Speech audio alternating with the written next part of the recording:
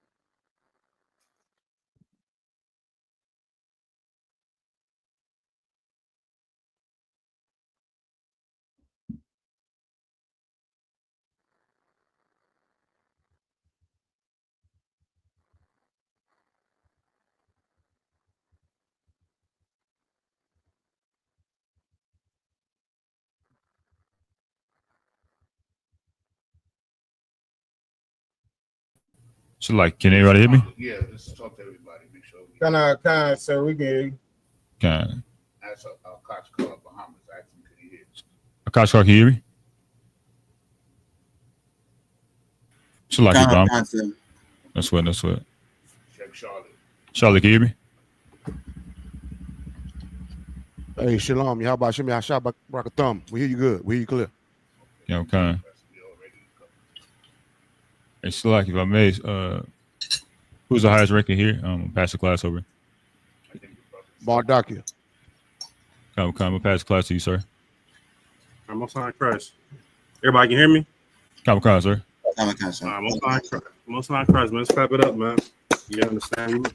We made it out of another day of hell, man. You understand?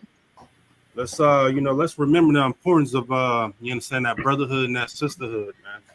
You understand? They both go hand in hand, man. Can somebody give me Zephaniah 2:1? I meant to go over this last week, man. This is a prominent UPK one-on-one scripture, man, that should be embedded all throughout our mindsets. It should be all through our minds every single day, man. Every time we wake up, man, this is a scripture that we should be thinking about, man. Zephaniah 2:1. And mainly for us, why? Because we are priests and prophets of the Lord. Why?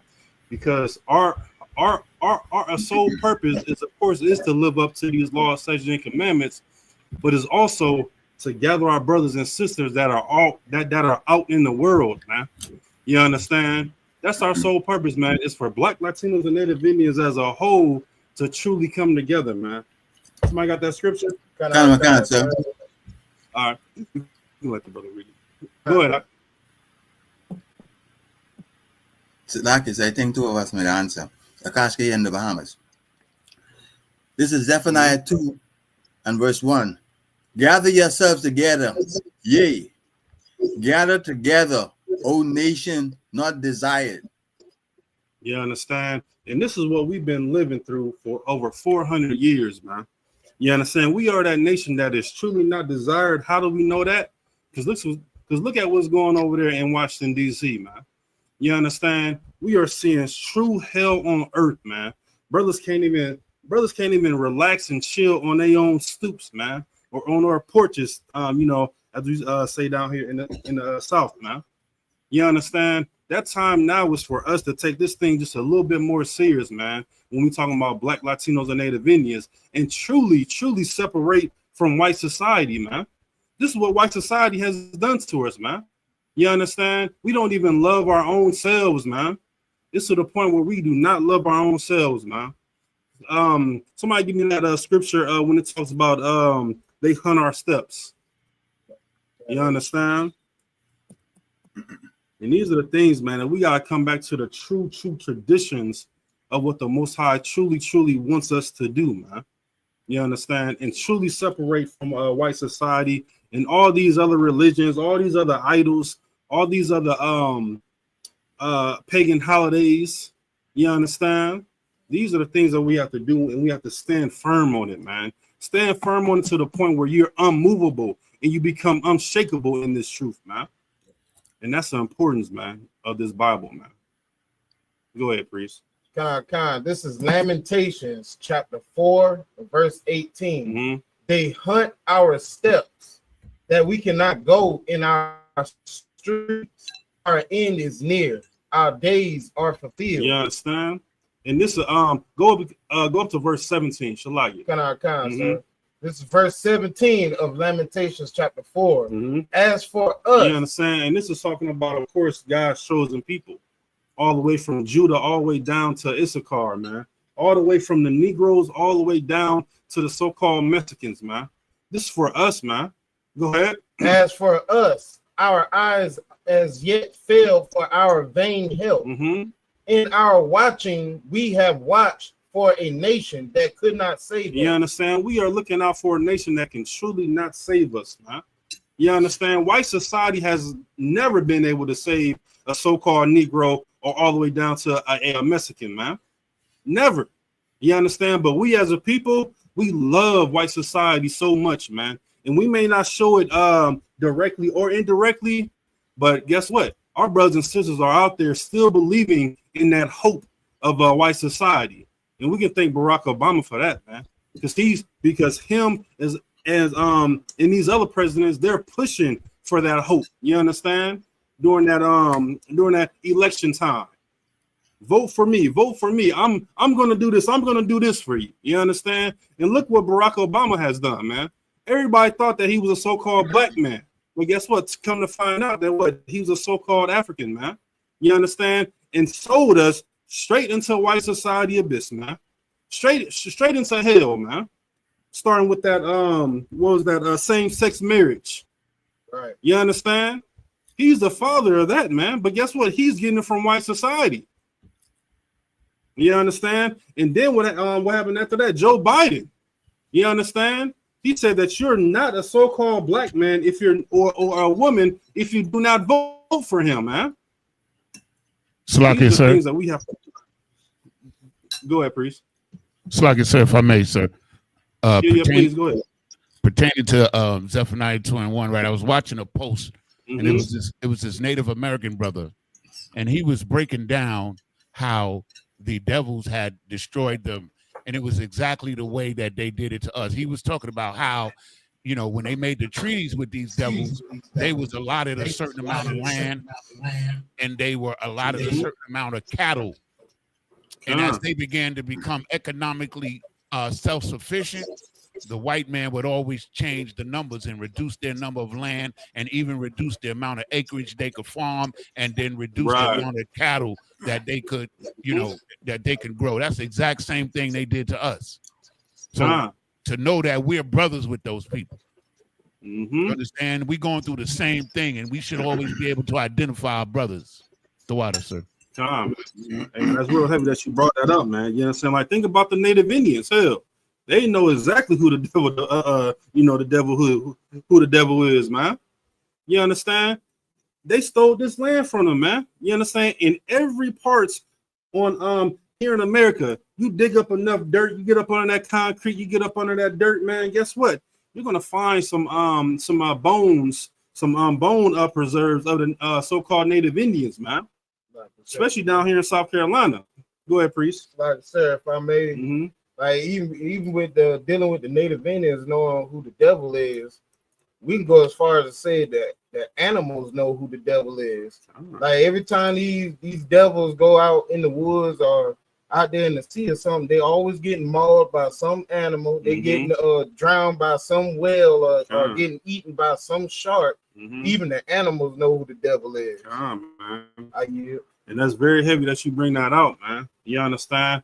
Because look at the, I mean, good night, man. Like the times that we're living in today is just so horrible, man. And we're living it every single day, man. We look at hell indirectly or directly every single day.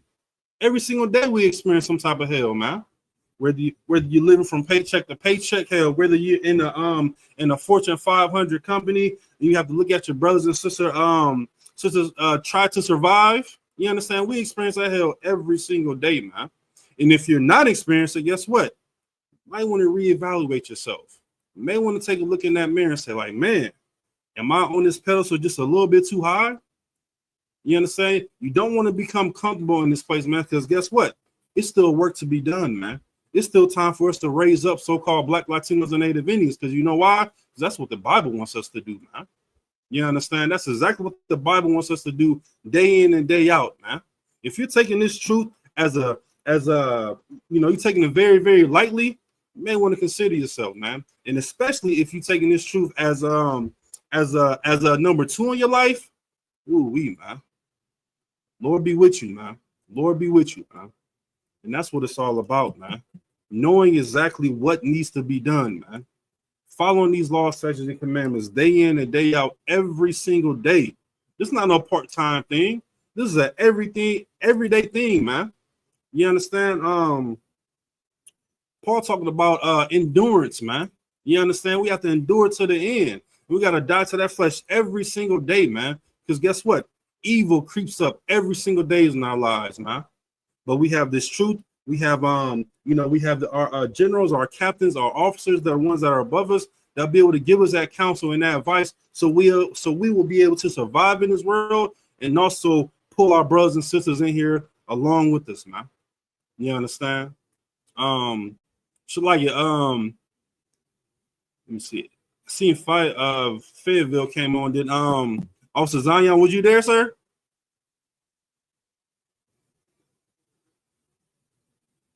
Just give him a moment, Shalaya.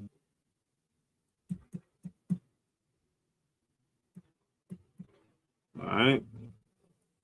We're gonna wait for him to answer, Shalaya.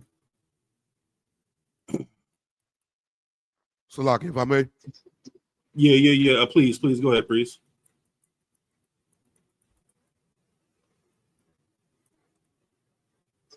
Yeah. Shabbat, Yeah. you going in and out. You going in and out right now, priest. I want to.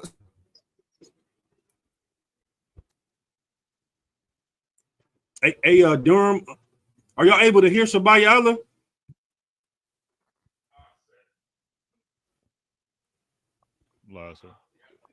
Okay, all right. Yeah, Shabbat. You may want to come out the stream and then come back in. And Kawaka. that's crazy because I was able to hear that part. Yeah. So like Officer Zion, Kawabanka, was y'all ready? Shalaya?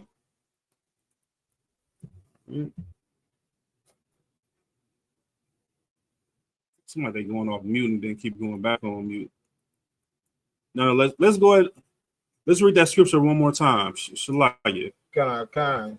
And then we're gonna run down to 18 as well too. Kind. This is Lamentations chapter 4 and verse 17. As for us, our eyes as yet fail for our vain help. In our watching, we have watched for a nation that could not save us. Keep going. Verse 18. They hunt our steps, that we cannot go in our streets. Our end is near. Our days are fulfilled, for our end is come. You understand? And once we realize this, that this is a very, very intricate thing that they have done.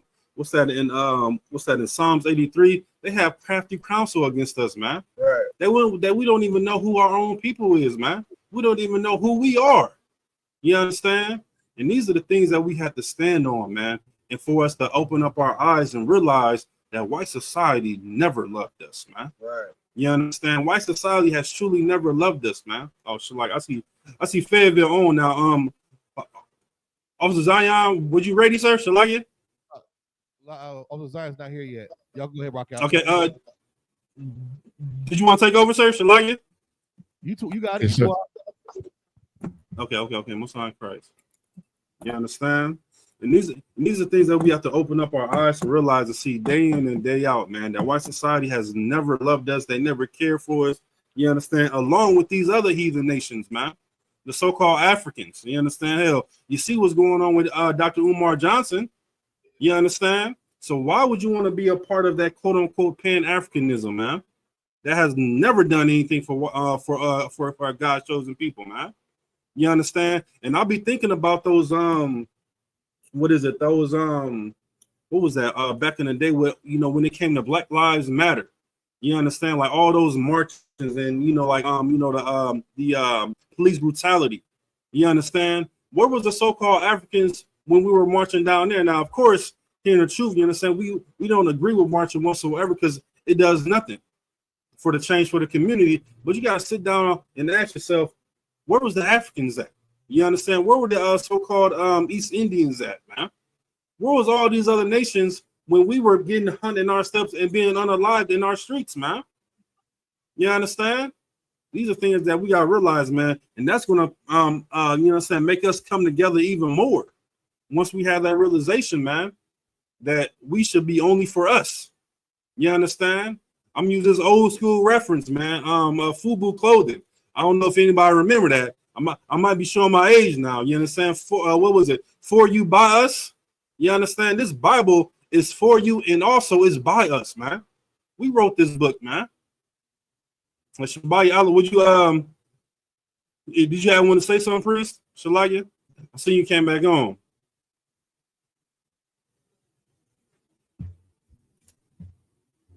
Con, can y'all hear me now?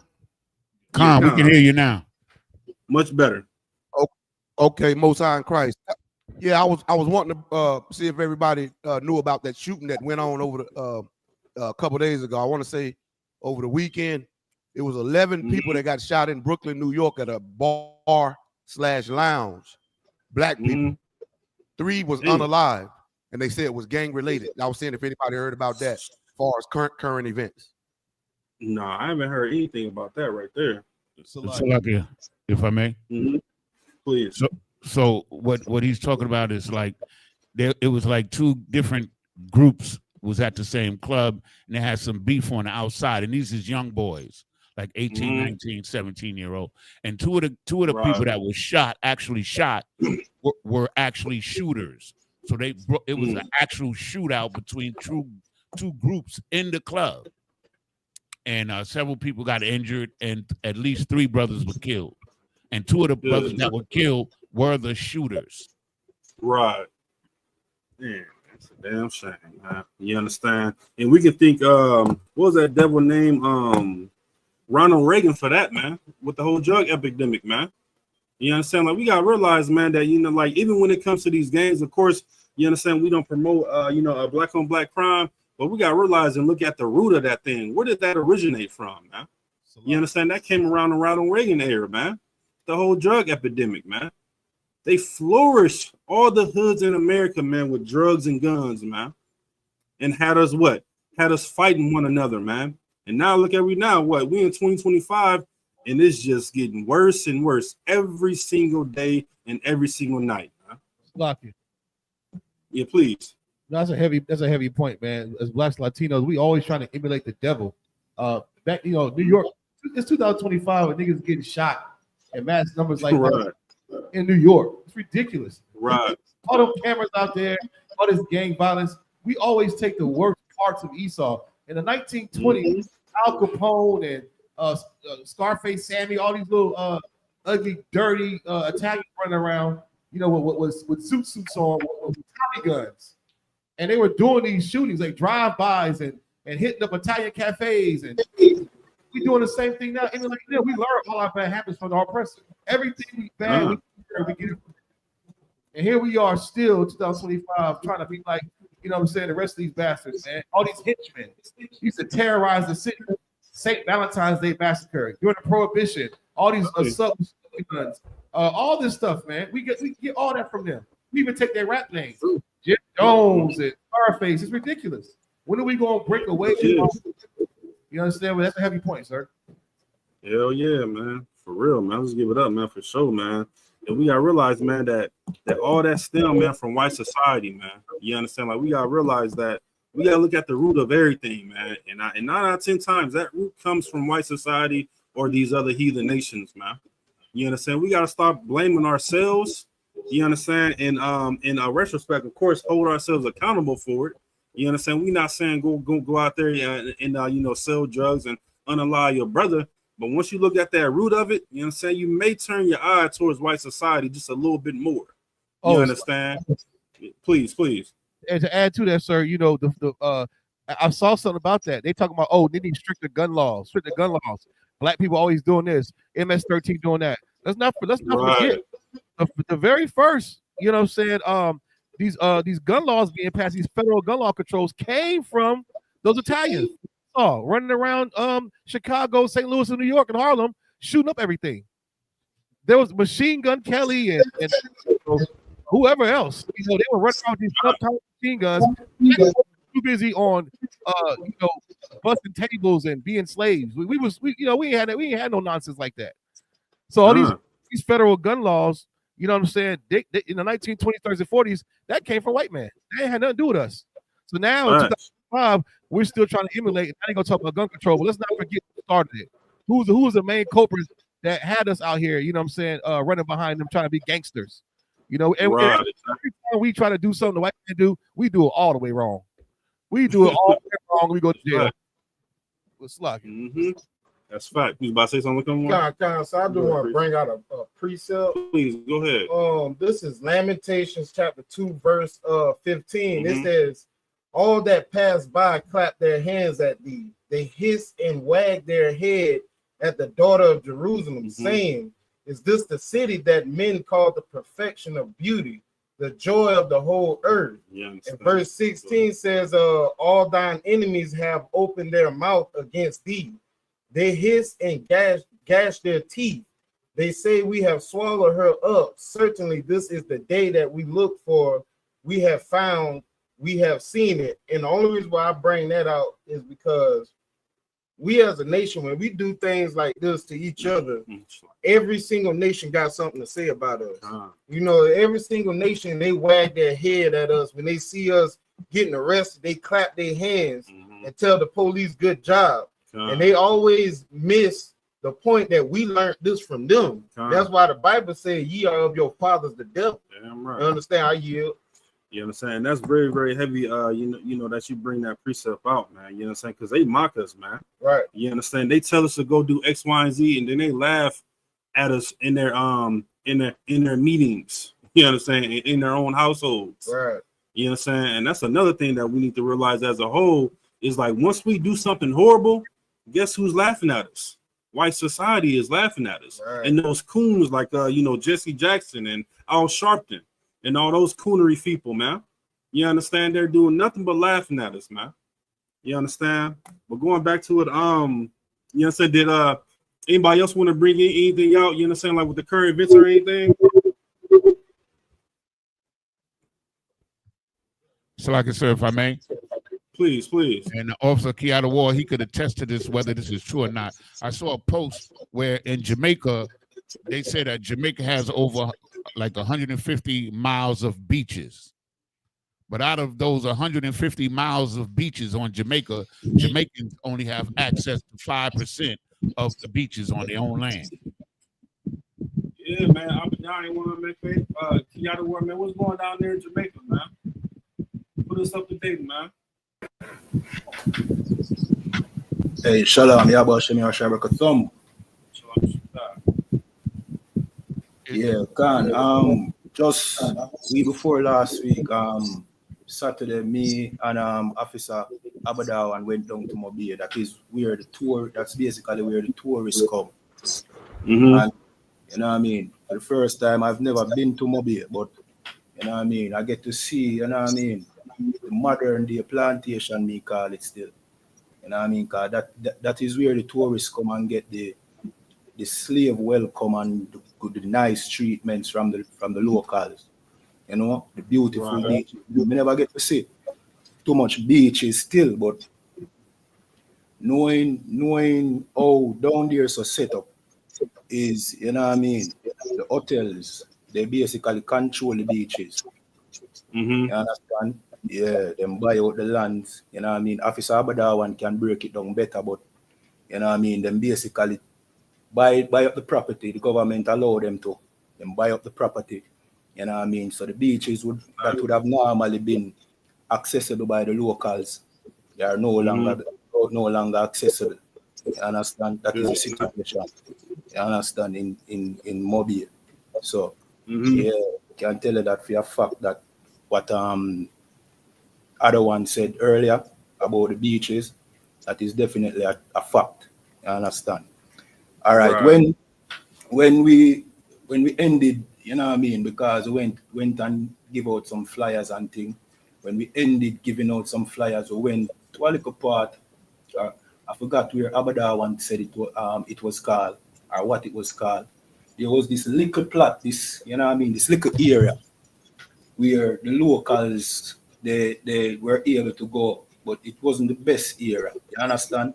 That was like a little part where, you know what I mean, nobody wants. The tourists them come there so too, you know, but nobody come there. You know what I mean? No, I mean like the hotels don't control there. You understand? But that is where the locals, but the best beaches, they are controlled by the hotels. You understand? And that is very unfortunate. Right. So that are the situation in Jamaica, sir. You understand? Hey. Abadawan, did you want to say something? Or expound on that? Salam, sir.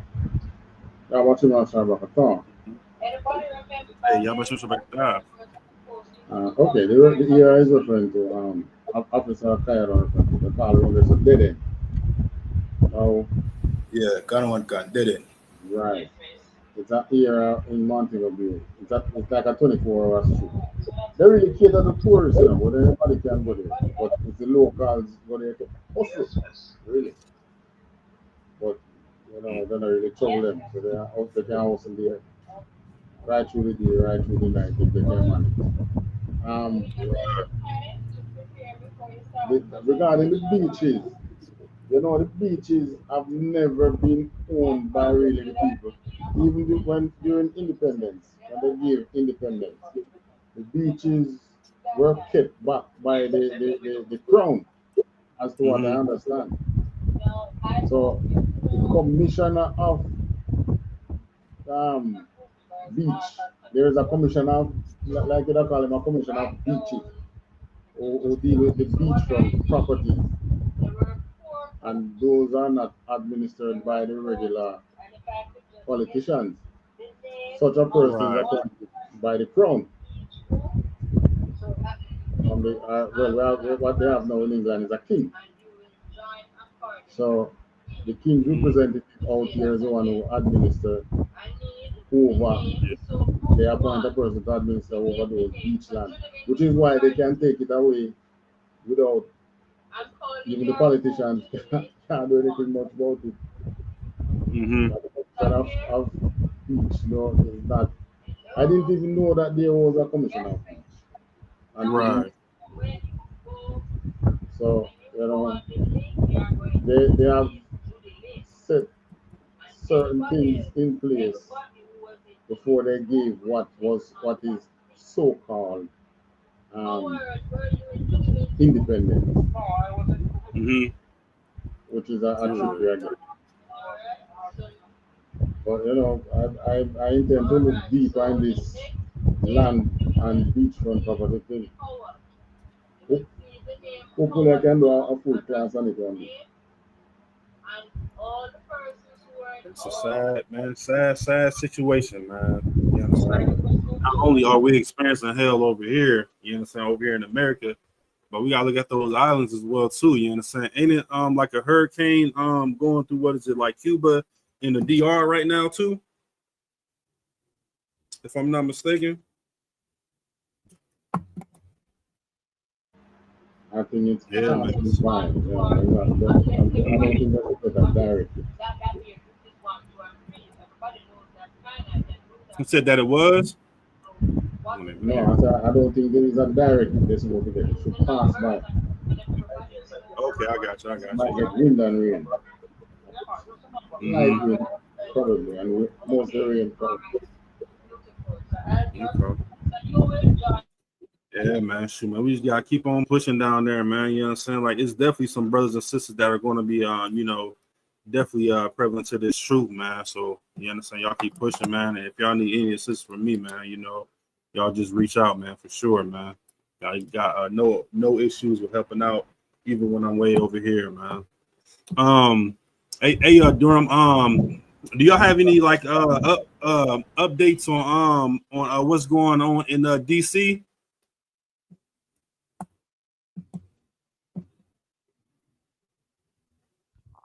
Salaki, sir, if I may. Yeah, please. So they had a real large protest even unto the day. And like, even though it's like what I saw, it was mostly Edomites out there. Like, I seen a few brothers here and there, but it's mostly Edomites out there.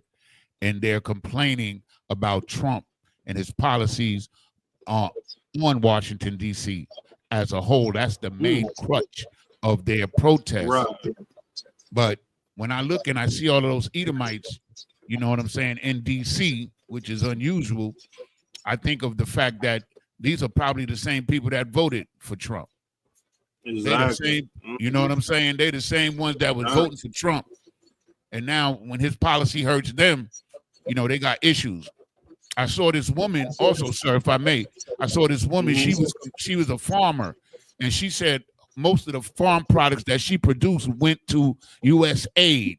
So when they was providing food for overseas, that's where she was getting most of her business. And when he shut down U.S. aid, he destroyed her business. And she said 3 generations of her families voted Republicans. They voted for Trump 3 times. That's crazy, man. And now he destroyed their business. So that was good. I was happy to hear that. Salaki. Yeah. Somebody else about to say something?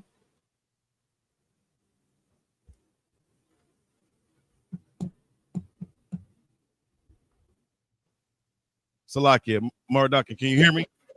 Yeah, I can. Oh, Salakia, I was reading today that the mayor, Muriel Bowser, he was upset about National Guard being sent to Washington, D.C. And what's interesting, they're sending troops from Ohio, Mississippi, and South Carolina. All these are red states, and they're sending them to this zone, the Democratic zone. Yeah. Them country boys are going to be to a very urban area, DC, especially where they're going in Southeast DC, unlike in Georgetown, they're harassing our people there. In Georgetown, they're harassing the homeless. I've seen them out there putting tents and throw them in the back of garbage trucks, and what's happening in DC is very, very wicked, and it is totally oppression, and we should take heed to that. I'm glad you mentioned that today. Salaki. Yeah, I'm right. Go ahead, please. Salaki, if I may, but I don't know if y'all brothers heard or not, but I believe it was last week, Donald Trump sent ICE and Border Patrol into California, and they did a federal raid. I believe it was a senator.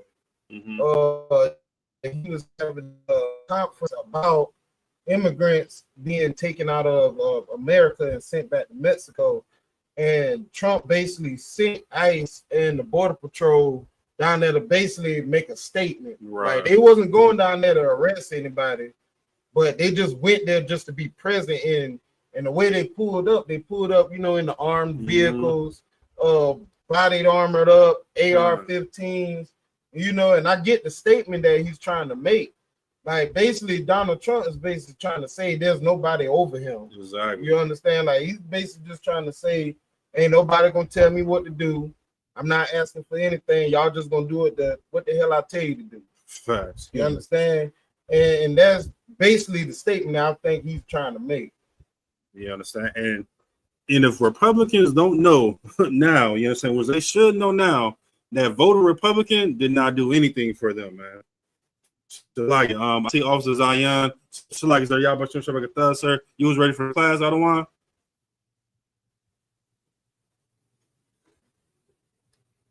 So like I said, we can't hear you. Can y'all hear me? Yeah. Come on. I'm gonna pass over to Precinct Officer Zion. Most High in Christ. Clap it up. Get a little hand, man. Y'all didn't hit just a wonderful job, man. With all this that we see going on, what should we be doing? We're hearing about the wars and rumors of wars. We're seeing the hurricanes. We're seeing Donald Trump and the administration taking over the whole goddamn globe. What should we be doing? Should we be saving money and looking for better slaves and becoming better slaves, getting a better education? What should we be doing as priests and prophets of the Lord? This is what we should give me the book of Nehemiah 8 and 4, Baba Kashar. Book of Nehemiah. Everybody doing Tuah? And I don't hear nothing on time, sir. Well, this is it's Monday and niggas, we already tired. The scripture say we shall they gonna wear out the saints, ain't it? Lord. Nehemiah 8 and 4, Baba Kashar. This is what we should be doing as a nation of people, man. Who got it for me? Like if I may, out of one. Please, come on. This is the book of Nehemiah, chapter 8, verse 4. Mm-hmm. And Ezra, the scribe, stood upon a pulpit of wood, which they had made for the purpose. And beside him stood Mattathiah, and Shema, and Ananiah, and Urijah, and Hilkiah, and Maaseiah, on his right hand. And on his left hand. On his right hand, then on his left hand, come on. Pedaiah, Mishael, Malachiah, Hashum, and Hashbadana. Go ahead. Zechariah, and Meshullam. Go ahead. Read verse 5. And Ezra opened the book in the sight of all the people. For he was above all the people. And when he opened it, all the people stood up. What is happening right here? What is going on in this verse right? Nehemiah 8 and 4. So like it, sir. Come on, no, Yanazar. This is let me get one of the new soldiers, troopers. What's Salakia? Come on, Yanazar. I love the zeal. If you let me not slow down my brother zeal. What's happening right here, Yanazar? Salakia. They at camp, sir. They at camp. With all these things that are taking place that we're seeing in the earth, guess what? We have leadership that has told us to go get our people, bring it back wet, to teach the people. And we doing these things not because it's something new that's in the earth. This in the Bible, ain't it? That was written how many years ago? So we're doing the traditions that the priests and prophets have always done. They stood on the pulpit of wood. For all the new troopers or the young men that are coming in, when you coming out the camp, I want y'all to understand something. This is the most excellent profession that you can ever do in the earth. Now you're gonna find that the oppressor will try to get you busy to keep you distracted. But as we read this book of Nehemiah, chapter 8 and verse 4 and verse 5, we're seeing brothers on the left and right as they open up the book of the law, man, and break this thing down for who? Our people. That's it. Read verse 6, Baba Kushal. The book of Nehemiah, chapter 8, verse 6. So like, hold on, hold tight. First Esdras 9 and 42. I want to go into this because that way all the brothers and sisters that come to the schools, the brothers should understand what's going on, priest. The Akim, we have to remember our first job, our first wife, if that makes sense, right? Our first love. We can't be distracted. And our sisters, if you know you got a husband that going to camp, this could be the last time that you see that man. Don't become a distraction for the brothers that's gonna do the work. If your husband going out that door, hey, show love to him. Let him know how important he is in your life. Instead of talking about whatever damn message that you read on his Instagram or whatever that's on his phone. Everybody understand? This is a profession that we see that was given to the priests and prophets of the Lord, and in their time, the same way our job is to do this work now. Everybody understand? It has not changed. What does Scripture say about the spirit of a prophet? Anybody know? What is that again? Salaki, sir. Come on with it, Yonazar. The spirit of the prophet is subject to the prophet. What does that mean? 1 Ezra 9:42. What does that mean, Yonazar?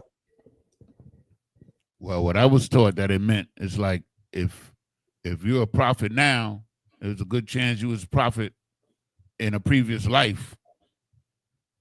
And knowing that, with that understanding, that means everything that we're doing, we are fighting for the people who are we're supposed to be reaching back and helping and teaching. So don't waste your time chasing frivolous things that are in the earth, okay? Make sure every day that you live is constructed to build. Come on with it, Bunk, yo. This is the book of 1 Ezra, chapter 9. If I could, sir, too. Come on with it, Soccer. If I could too, sir, just just expound on it. That means nothing has never changed. Nothing has never changed. You understand? We've been in prophets. We've been doing this in our past life, and guess what? We're doing it right now. So, like, sir, I just want to say that real quick. So to add to it, there's nothing new what under the sun. So ain't no need us chasing all these things that the world puts in front of us. All these distractions, what is Instagram, Facebook, Twitter. All these things are distraction from us doing the work that the Lord set out for the priest and prophet to do on that pulpit of wood, and to send the scriptures and what we do. I know y'all brothers coming to the school, they hate carrying Big Bertha, man. Like, damn, this thing. Big Bertha, where you are? Hey, brother, and get the camp signs. You get the poles. Make sure you got the banner. Hey, how many y'all brothers that giving their report? Make sure you give your report to the camp leader on time. Why? Because they did it back then. So it'll say it was brothers to the right and the left of him, Bunker, y'all. So there had to be some type of accountability on who was coming and who was going to show up to do the work, right? We are the brothers that are doing the work now. So it's a dereliction of duty if you don't call your camp leader and report, right? If you met a new broad, you would call her, hey, baby, you know what I'm saying? Look, I'll be there by 12 tonight. You'll be on time for that phone call. She be like, come on, I got my lingerie and negligee on. You be ready. Camp leader call you, hey, brother, be on time for camp. Oh, Shalaki, sir. What had happened was, man, you gotta have that zeal, just like these priests and prophets are old in the Bible. And it's a work for all of us to continue to stay in and do.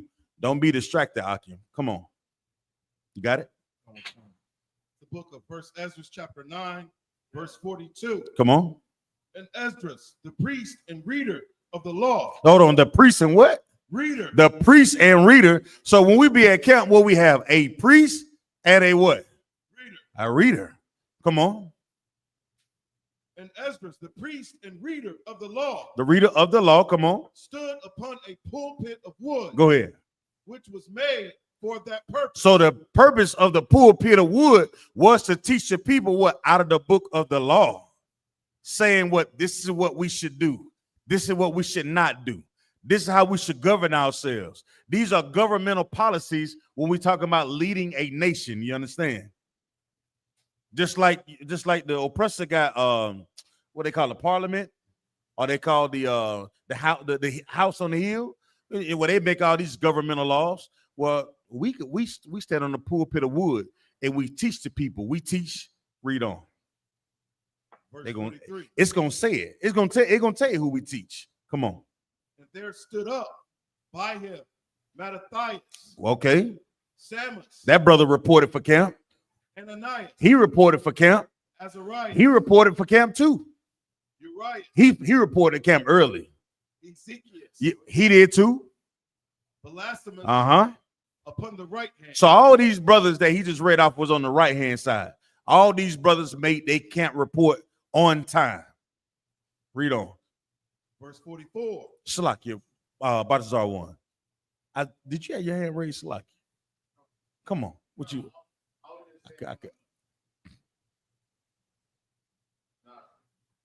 I can't even see you. Go ahead. No, I was just saying in reference to that scripture, like that scripture, what was it? A priest, what I need that scripture too as well. But it's referring to who you are now is who you're gonna be in the next life. Like what you do in this life matters for the next. Right. The water. Give him a hand. Most High in Christ. So everything that we do from day to day matters if we understand that.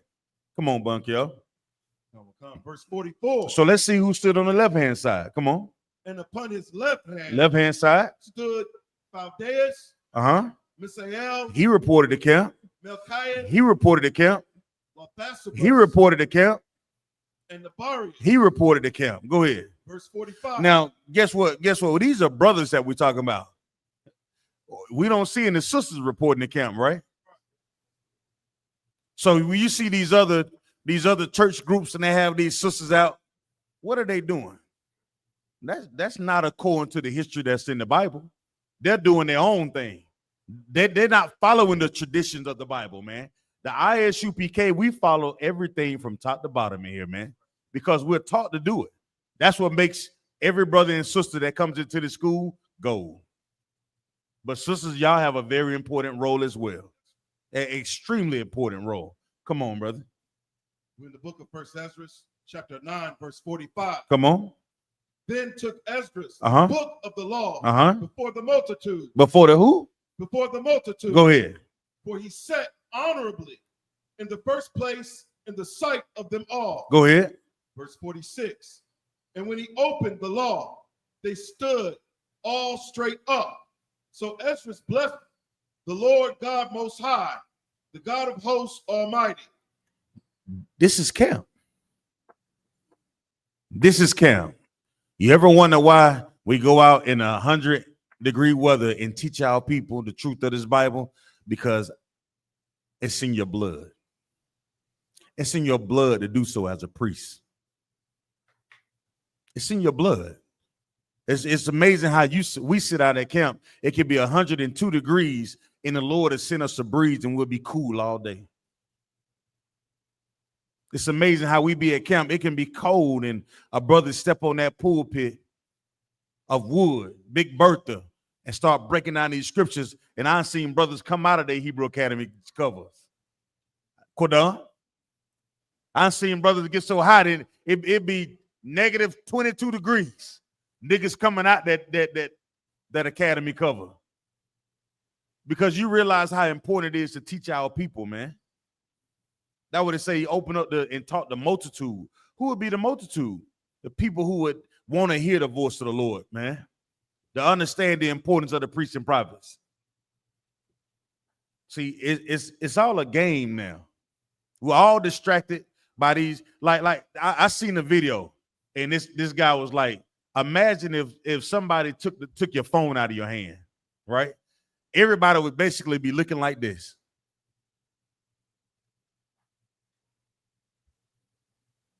You get me, sis? Everybody, their mama, who you come across will be looking at their palm like, when you find that strange, why would you find that strange? Okay, nothing there. Everything that you're seeing, give her a hand. That's heavy. That's exactly what he said. We spend the majority of our time on these phones looking for something that's not really there. You understand? The things that matter to us most are the people that are right here in front of you. So when you go to camp, the people that you love and you want to teach are the ones that are right there in front of you. You don't have to chase it. You can open up your phone and look up definitions and find information. But when you spend majority, iPhone has a thing that have what they call it, Bunk, y'all? Watch time or something like that. And then what they call it when you spend too much goddamn time. Everybody know when you want to stop your kids from looking at your screen. Look, screen time.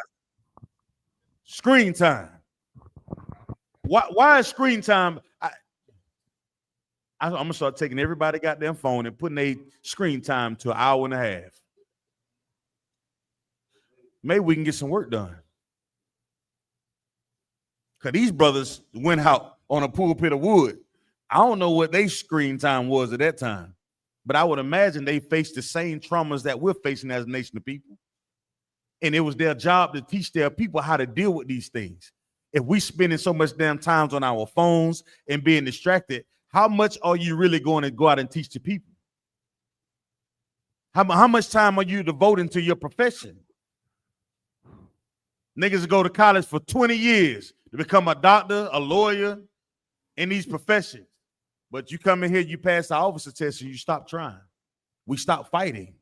This is a lifelong job. We have to continue to do it because the oppressor would never quit. Come on.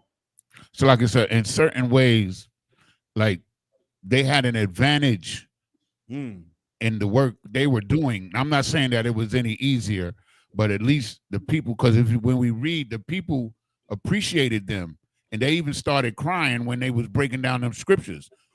That's what it says in verse 50. So today, the job is even harder because our people don't even know who the hell they are. Back then, we were in our own land and we knew who we were. Come. And you know what? Even with that said, it still didn't stop Moses from getting pissed off. Right or wrong, Yanazar? Absolutely, sir. So you're gonna have those. We still gonna have those of our people who are just stubborn, stiff-necked, hard-headed, like the scripture says. That was a scripture that you pulled this weekend at camp, brother. I'm telling you, it was like when you said, "Did anybody know when Christ rejoiced in spirit?" And you said, "When you remember that verse?" Yeah, that's Luke 10 and 21. That's what I want to get onto, right? It goes along with the topic that we're talking about now, about the work. Let me get the book of Luke 10 and 21. It's heavy. When you read that, I thought of these scriptures, and I was like, this is the work. Out of all the things that you can find that you can smile about, some that'll give you some type of relief. So like Christ, come on with it, Yanazar. If I could read before that, because you got to lead up to it, sort of, to get the whole context, sir, if I may. Well, let's lead up then, Yanazar.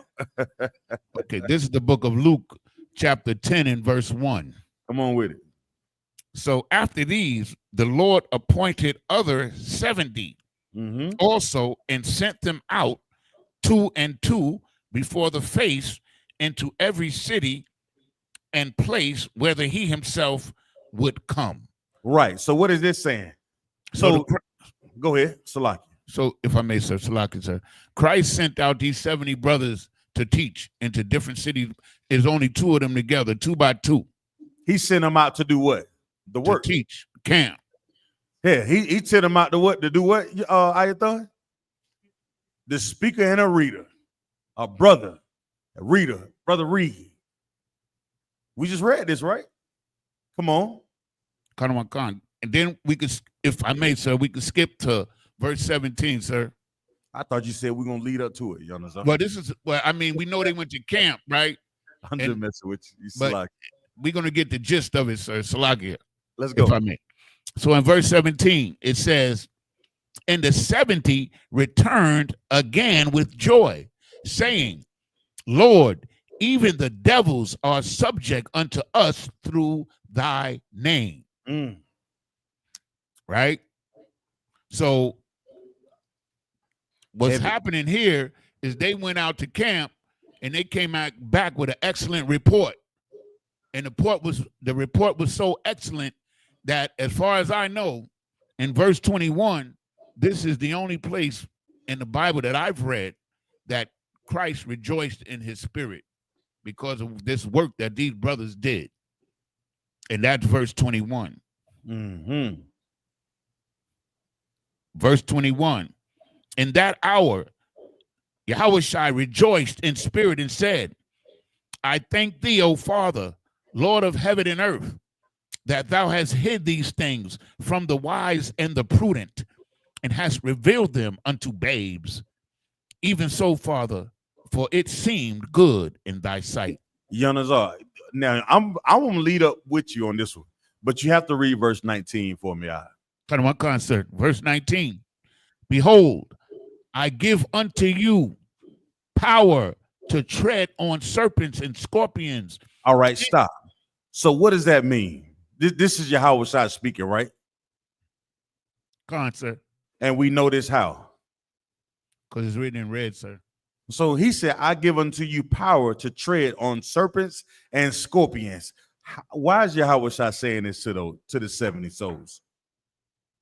Salaka, sir. Uh-huh. Could it be that nothing could stop them, nothing could harm them in going out and doing this work? Like the Lord was with them and nothing was going to harm them.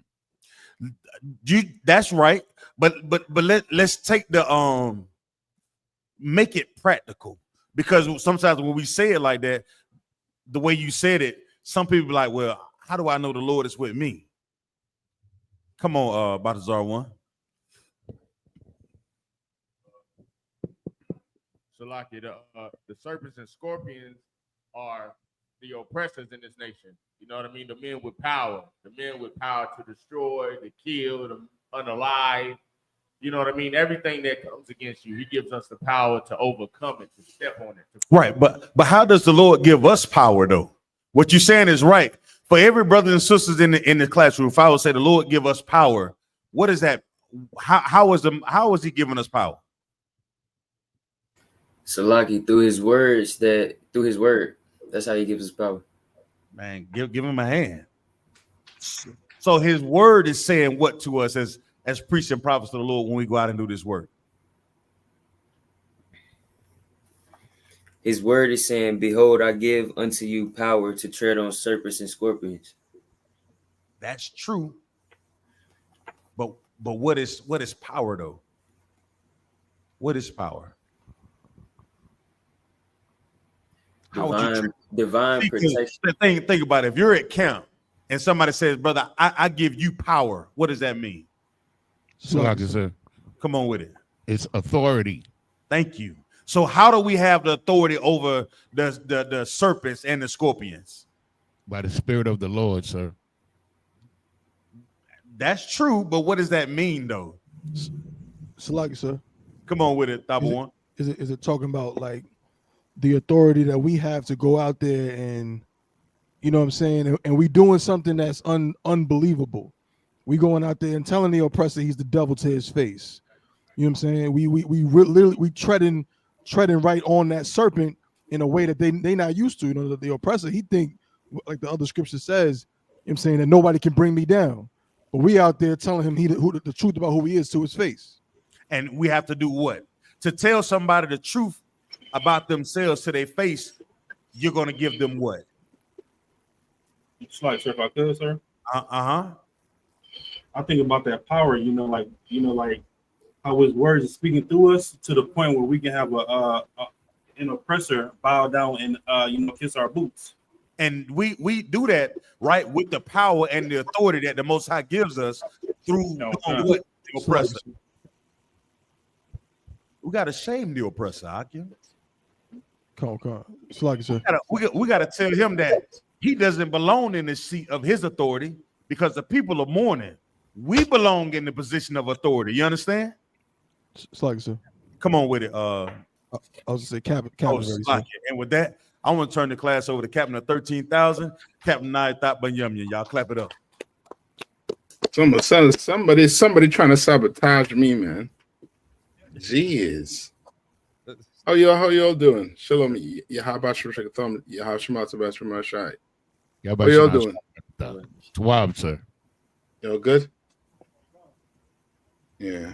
All of a sudden, I just lost all internet. Hey, Salaka, sir. Come on.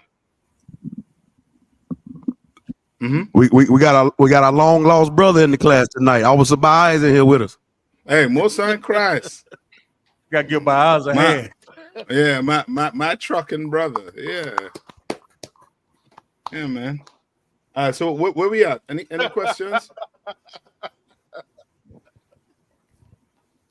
So, like I said, we were in Luke 10, and we had just read from 17 through 21. Mm-hmm. You're good with that? Anybody need a breakdown on it? I think we're good. I don't know. I'm good on it. Good with it? Okay. All right. Let's deal with these rich people. I think we had stopped off last class from dealing with that.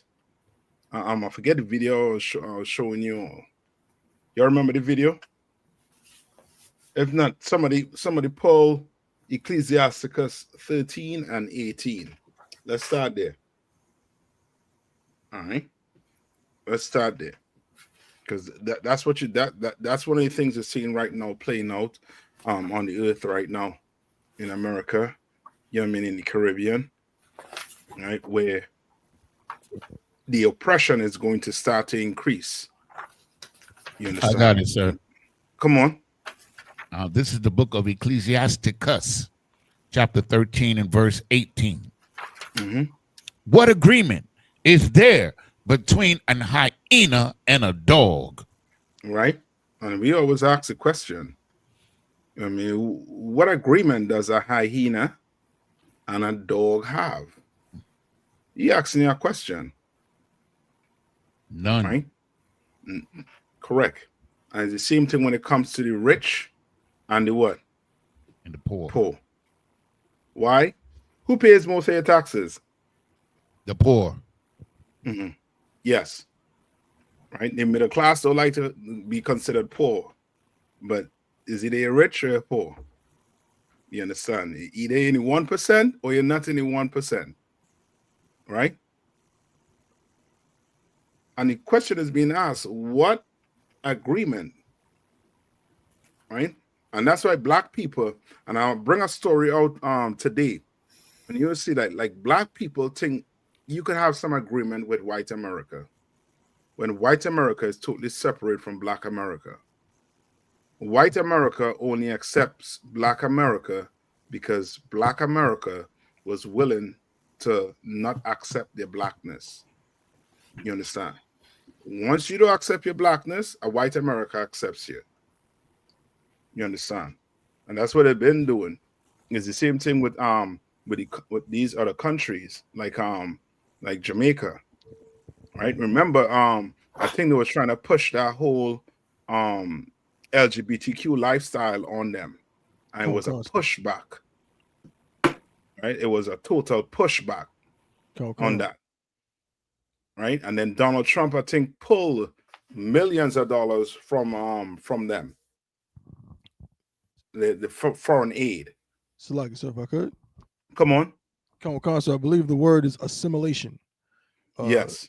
And that's we brought up, in your class multiple times. Again, Mm-hmm. Buju Banton, like that's, Buju is everywhere now. He getting all kind of features. He getting all kind of endorsements. He getting all kind of American dollars, getting all kind of money because he agreed to never perform Boom Bye Bye again. Yep.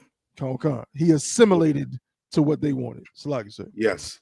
Once you accept their way of lifestyle, and you willing to sacrifice yours, then white America is happy with you.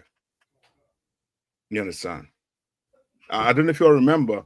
You remember the story of the Caucasian male, the white American, who went to the CDC. This happened like 2 or 3 weeks ago. You remember that story? The one that killed the one that killed the black police officer? Yes. Right? We remember that. Yes. How many wrongs he had on him? I don't remember the exact amount, but he had a lot. Yeah, somebody look it up. You know what I mean? You have just enough to defend your home. He have to defend a village. What does one white man have all them wrongs to doing? You understand? White America, they for sure know what they're planning on or plotting on. You understand? But black people, we think there's some type of agreement.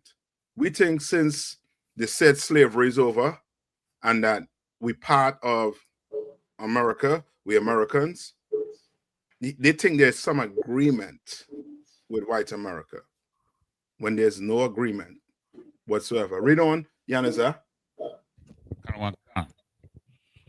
And what peace between the rich and the poor?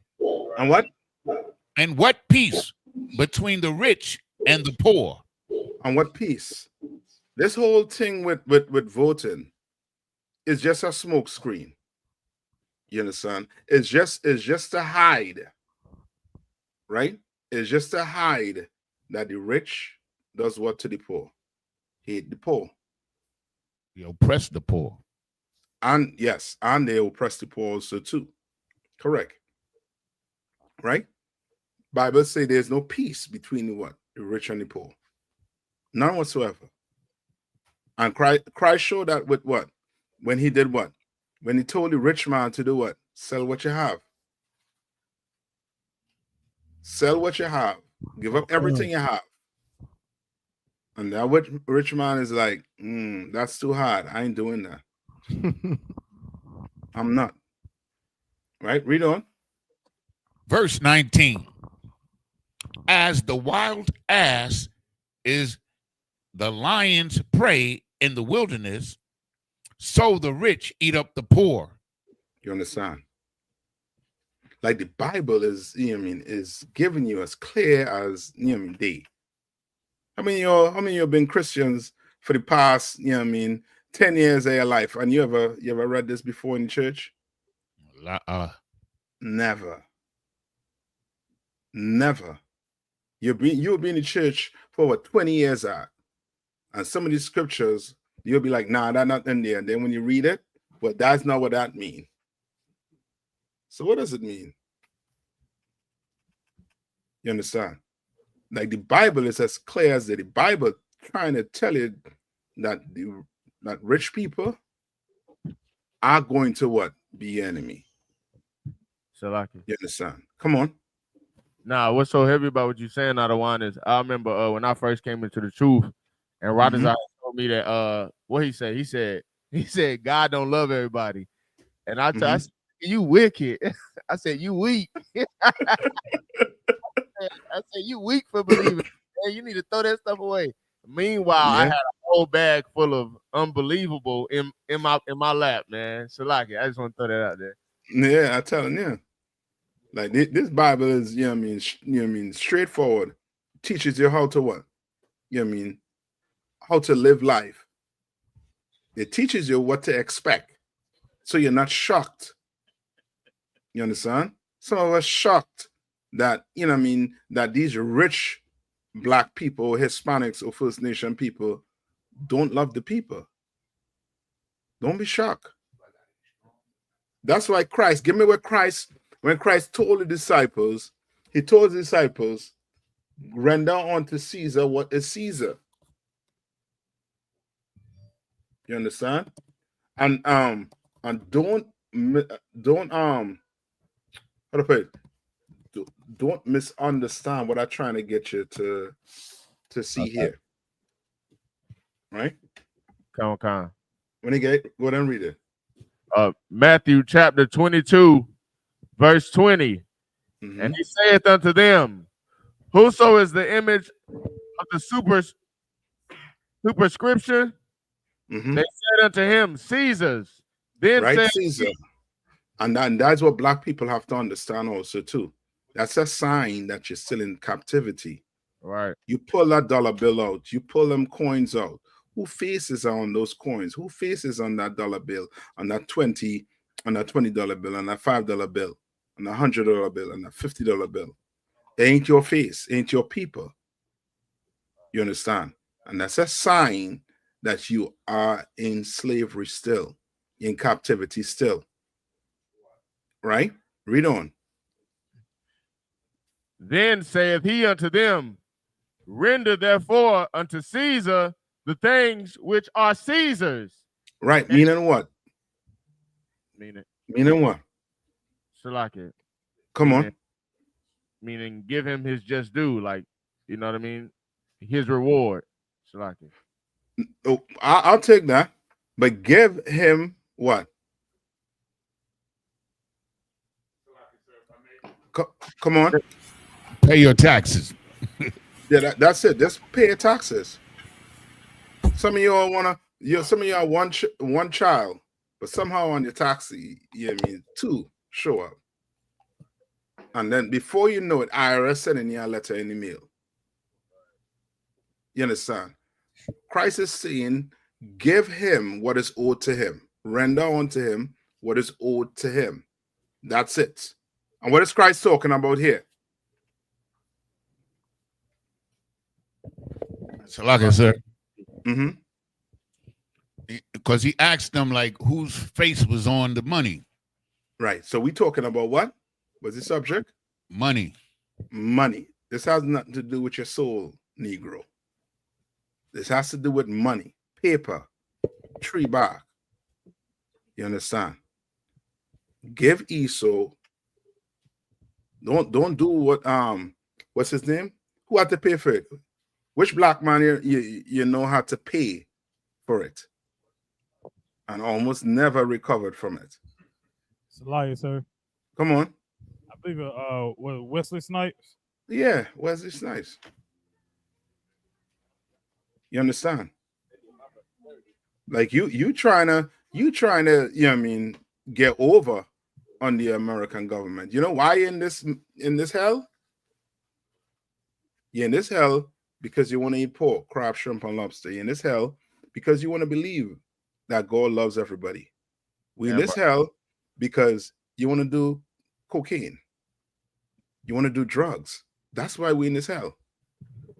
And the Lord put you in this. So guess what? You think trying to go around, trying to circumvent, you understand, not paying your taxes, mean the Lord going to be with you on that? No, he's not going to be with you on that. Because here's Christ is telling them to do what? Give Caesar what is Caesar, what is owed to Caesar. You understand? Just give it to him. Some of you will get, some of us have to pay maybe what, $200 to get your license back. Before you know it, you still driving. Until what? Until next year. Yeah, but until what? Until the cop pull you over. And now, guess what? There's a warrant out for you, and now you have to pay about 10 times that money because you had to go get a lawyer. Right? Just give the oppressor his money. Give him it. And Christ trying to get you to understand that, run down to Caesar what is Caesar. Read on. And it's the same thing. And this on the right hand side. Now, you should be paying your what? Your tithes, sir, Salakia. Yeah, your tithes. Come on. That's the next part of the verse. Read on. Mm-hmm. And unto God the things that are God's. Yeah, pay your damn tithes. Pay it. Because you'll pay Esau his taxes. You'll give Esau all his tax money he need so that you don't have to go to prison. Because the Lord ain't going to throw your ass in the dungeon. That's why you ain't paying tithes. That's why you could be like, well, you know what? The Lord going to understand. I have it rough. All right, Negro. You have it rough. But the Lord fits in to make it rougher. Because you're stealing from him. You steal from the oppressor. He coming for you. You're going to get that IRS letter in the mail. And you're going to have to cough it up. Or else he coming to what? Garnish what? Whatever property, whatever you have to pay it back. That happened to who? That happened to Red Fox. Red Fox said he wake up one morning with a bang at the door, and it was IRS. They said by the time they leave, he only had a bed to lay down on. Took everything. You understand? Read on. Shalaki, I had a precept, but I'll keep reading, sir. Matthew 22, verse 22. When they had heard these words, they marveled and left him and went their way. Right. They marvel on what? Left him and went their way. He cut them. Right. He cut them. Because that's what black people don't understand. Black people think because the white man paying the salary means what?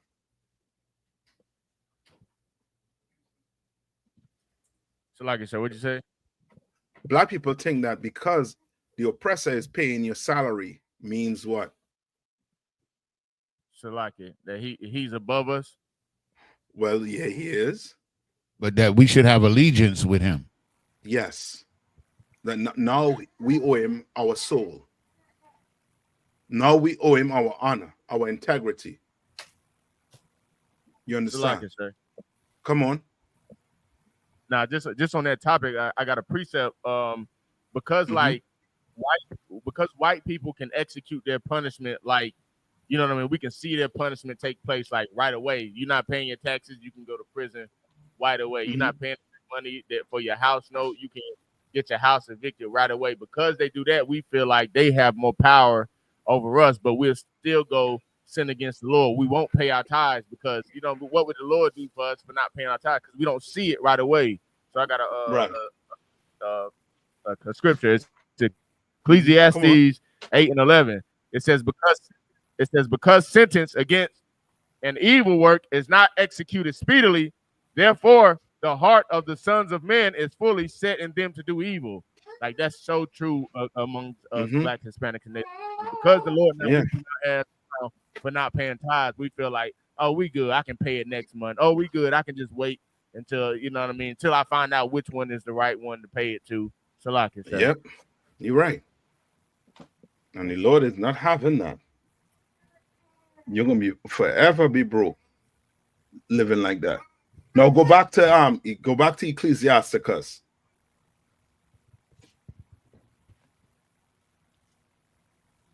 Go back to Ecclesiasticus now. Right? I think Yanis, you had it? Or you want somebody else take it? That was 13 and what is it? We did 19. We read 19. So give me 20. This is the book of Ecclesiasticus, chapter 13 and verse 20. As the proud hate humility, so doth the rich abhor the poor. All right. Say that one more time. Read that one more time. As the proud hate humility, so doth the rich abhor the poor. This is, you know what I mean, so on point. You understand? Proud people hate what? Humility. You understand? What does that mean?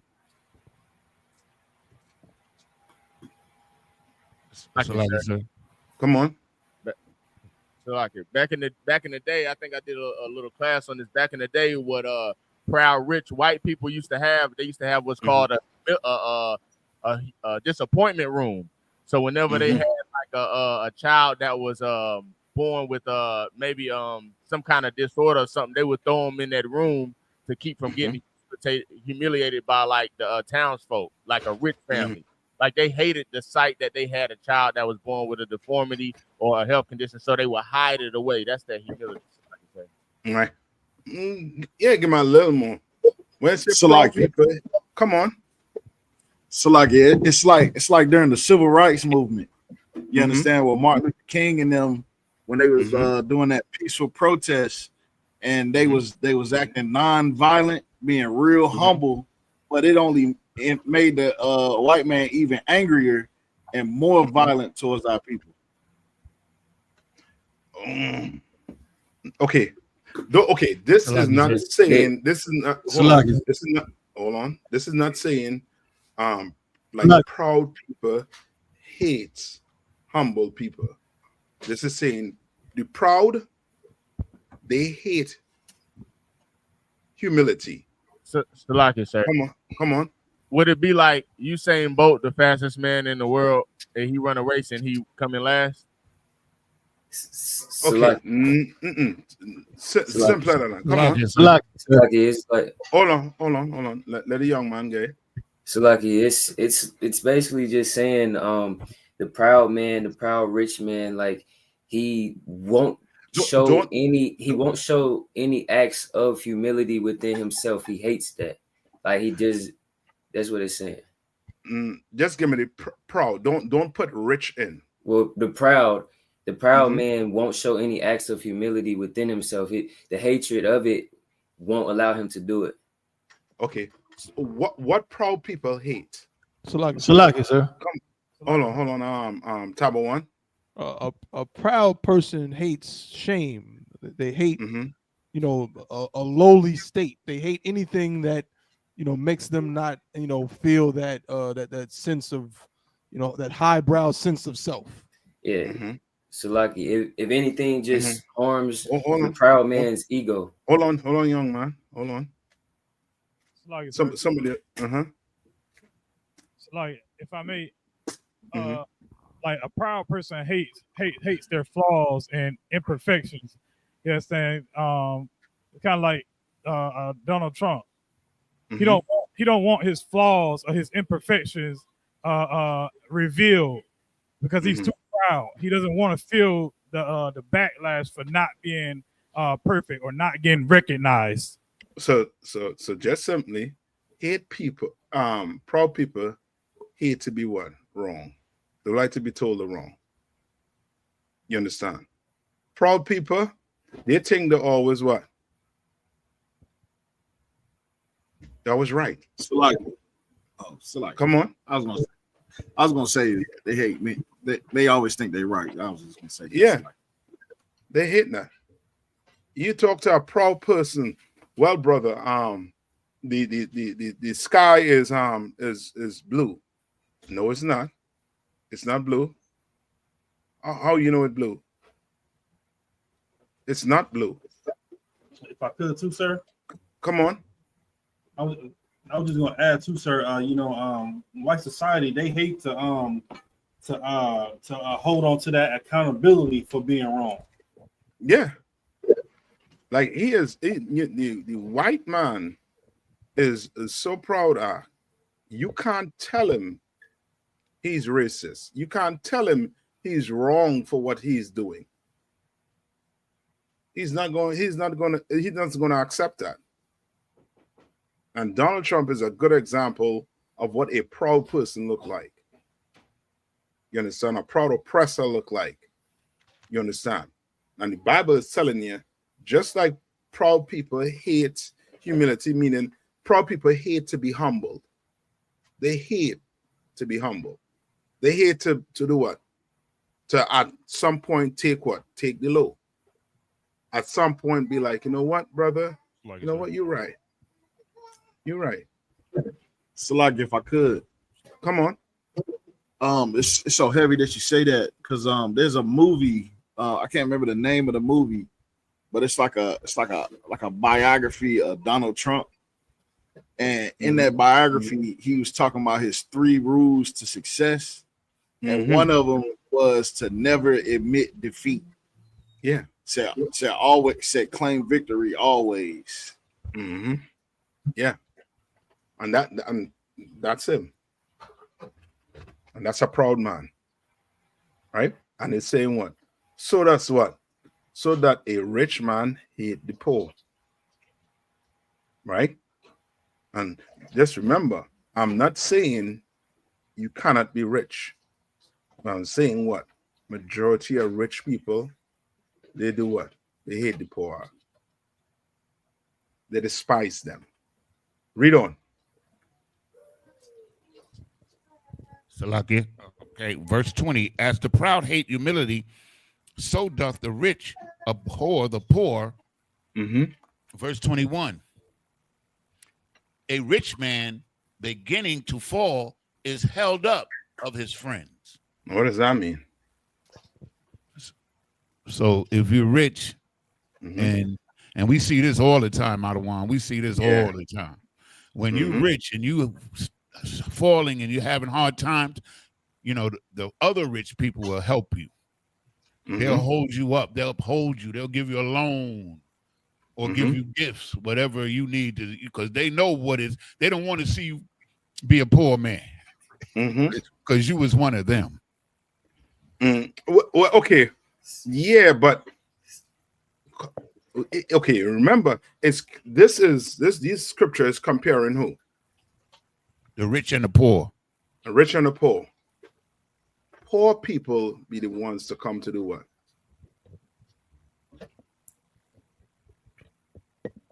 Say again, sir. To the rescue, sir. Yeah, poor people come to the rescue of what? Of the rich man. Right? Poor people. Not so much P. Diddy. Who was out there protesting for him to be out of jail?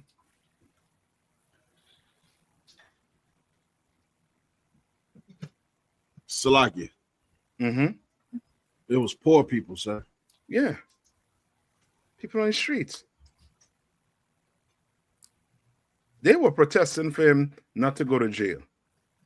And there was claiming it was a witch hunt. You understand? Like, we had to understand that rich people, for example, remember Kyrie Irving? Remember what Kyrie Irving did? Con. Right? And brothers and sisters they backed him. They backed him.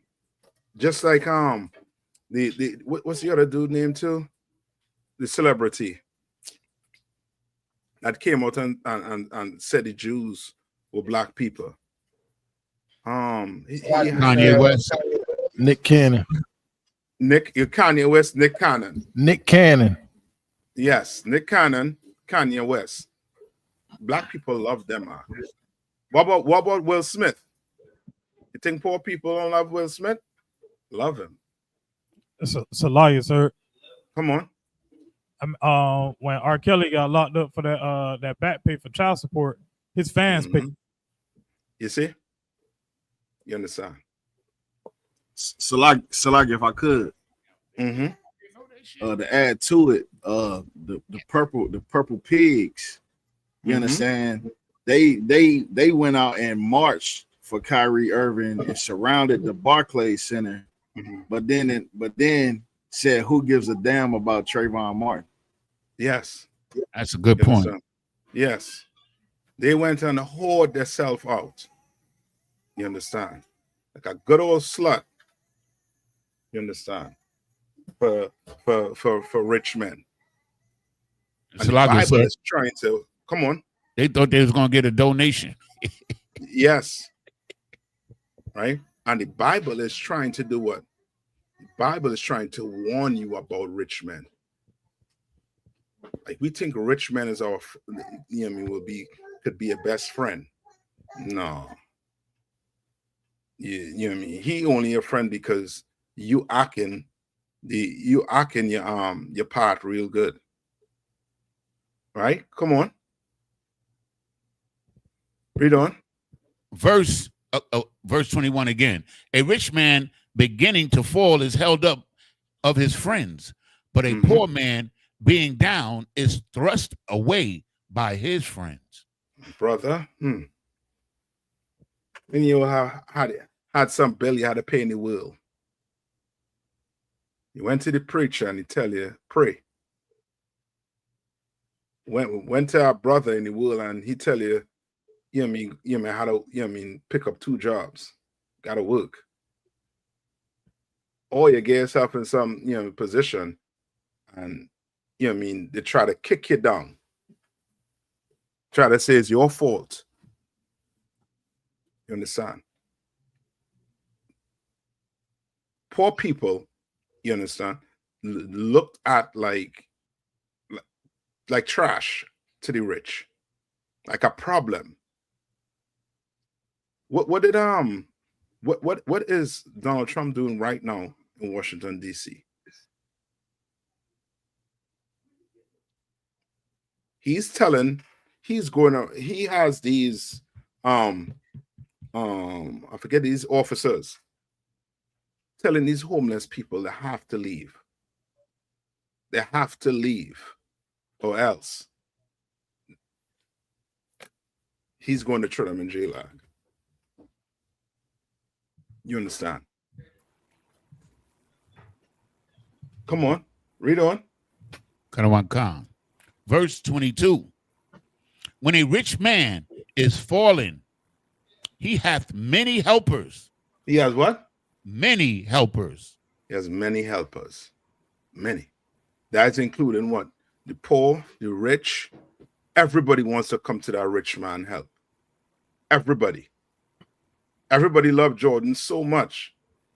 But Jordan, does Jordan doesn't care about black people? What about Oprah Winfrey? About Oprah? Come on. Salaki. If Salaki, I wanted to bring out something about Donald Trump and what he's doing in D.C. Like how he had Putin. I mean, that was in Alaska, but sometimes he entertained other dignitaries and diplomats from other countries, and when they drive it into the White House, they gotta drive past all those homeless people and whatnot, and he don't want to see that. It's kind of like the rich man and Lazarus. Lazarus was outside the gate, and the rich man couldn't stand that. They disgusted by the poor, sir. Yes, you're right. The spies just looking at them. The spies that are. And the Bible is basically, giving a poor man the upper hand on these rich men. It's giving you an upper hand. It's telling you what to expect. Like for real, the rich, according to our culture, should be doing what? So, like it, sir. Come on. They should be helping the poor. That's it. The Lord giving that money not for you to go and live your lavish lifestyle while your people in squalor. They give you that potential to go get that bag so that you could take that bag and now come and do what? Help the people. Yes. Right? So, like it, sir. Come on. I never forget it. Like back, I think it was in the early 90s, like they went up to Michael Jordan, and it was like a political season, and they was asking Michael Jordan, you understand, to support the Democrats. And I never forget his response. He responded by saying, "Republicans buy sneakers too." That's what he said. I never forget that.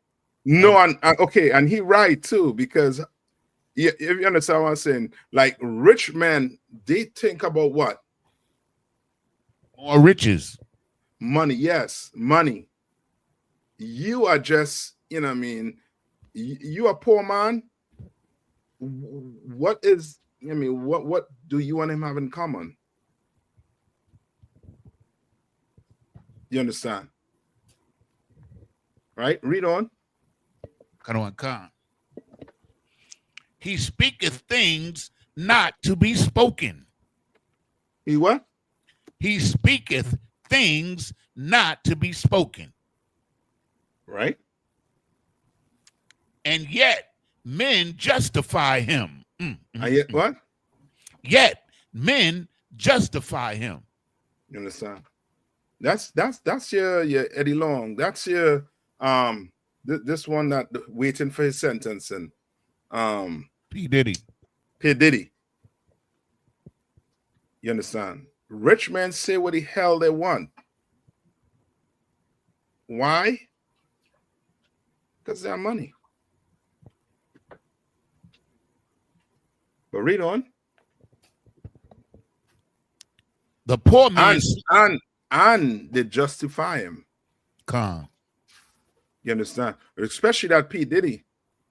They claim there was like what? There's like he ain't do nothing wrong. That's just his lifestyle. You understand? They try to justify what this nasty bastard was doing. And so, like I said, Yeah. even Trump was considering giving him a pardon. He was talking about it. He was considered doing it because he's just like him. Yeah. Just like the pagan crew. You giving this man all this money. And now it come out that, you know what I mean, he fitting to get pegged or been pegged. You know what I mean?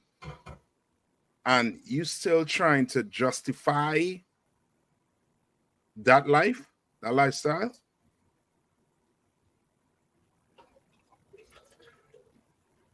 Read on. The poor man slipped, and yet they rebuked him too. Yeah. You know what I mean? Poor people slip. Poor people might make bad decisions. Poor man might be decide to do what? You know what? I have this $100. I am going to bet this. I'm going to gamble this. That's slipper. Because now, guess what? You might owe 200. Might make a bad decision as a poor man. You slip. And what happened to him? And yet they rebuked him too. They're going to rebuke him too. Right? Read on. He spake wisely and could have no place. Right? He slipped. You rebuke him too, but guess what that poor man has that the rich man don't have? He ain't got no friend and no place to go. Yeah, but read that last part. Salakia. And could have no place. Salakia. Come on. He had, the poor man has the wisdom of the Lord. More wisdom than those rich men. You understand? The problem is he ain't on a place. You understand? Problem is he know he slipped up and he's going to try to do what? Correct it. You understand? Rich man, he slip up. You think P. Diddy going to change? Yeah, he might change. He might be more what? Cautious. Yeah. But that lifestyle, them drugs, them women, the oil, and them men, right? We got to get that one where it say, you know what I mean? With all rich men fall into a diverse lust.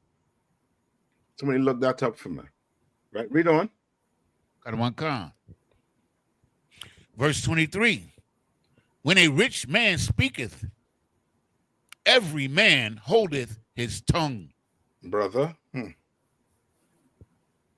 we live in this. Black people live this. How many black people hold their tongue when they heard Dr. Umar Johnson speak? They told this man was going to do what? Build a school. He was going to build a school. Not just build a school. He was going to bring that blackity black culture back. You understand? He was going to bring that black power back to black people. Not knowing, you know what I mean, he is a fool. I saw a video of this man recently talking about telling his sisters to give him $500 to go have dinner or something.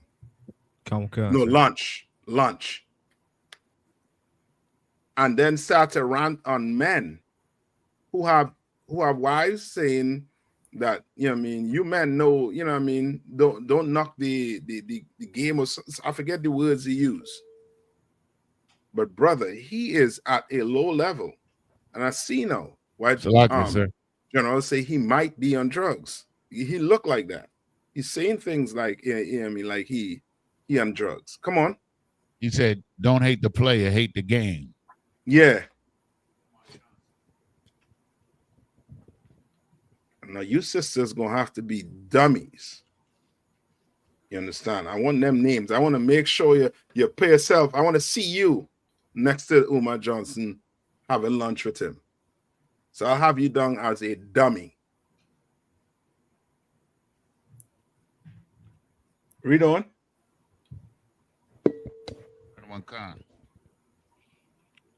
What he saith, they extolled it to the clouds. Meaning that this is the take it and run now. They take it and run. And this goes for your preacher and all too. Like you know more than that preacher in your church. And you go break this down to your family member. They will take his words and run with it. They'll be like, yo, you know me, what he's saying is so heavy. You understand? Read on.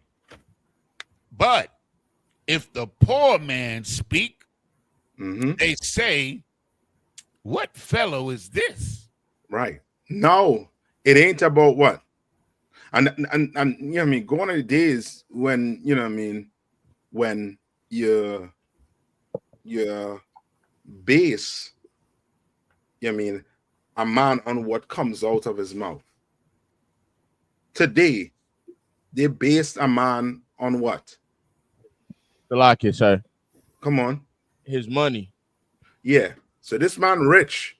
He must be able to tell me how I could be what? Rich too one day. Right.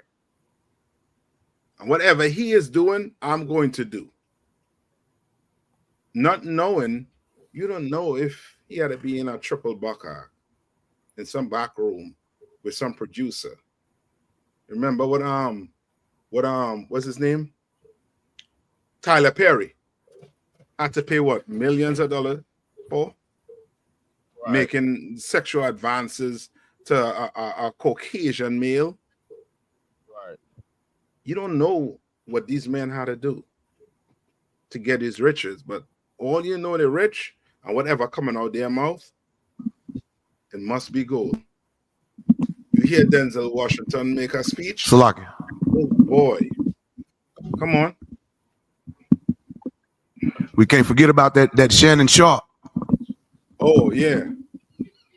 Yep.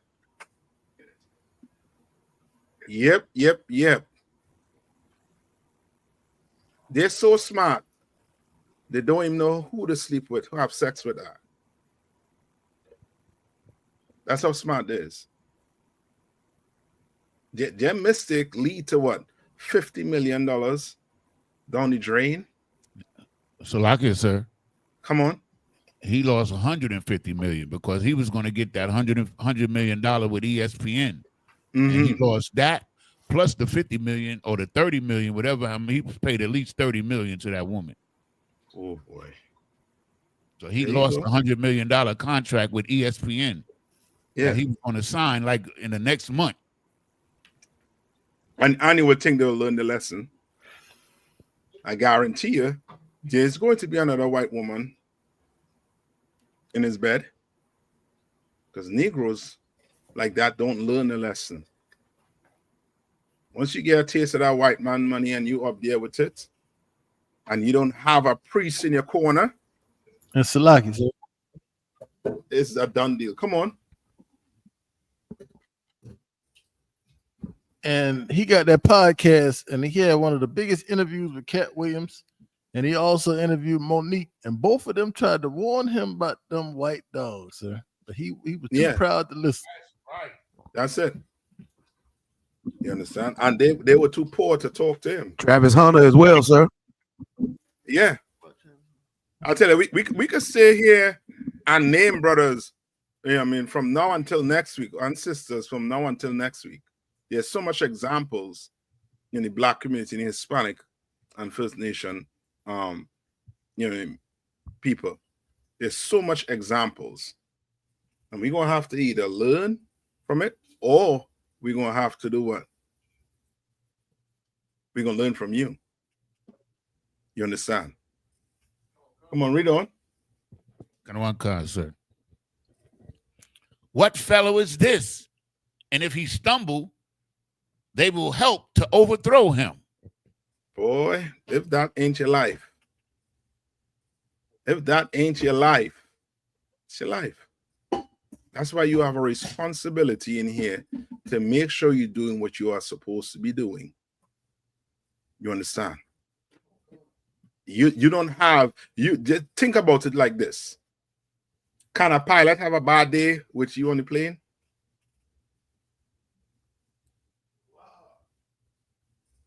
Yeah.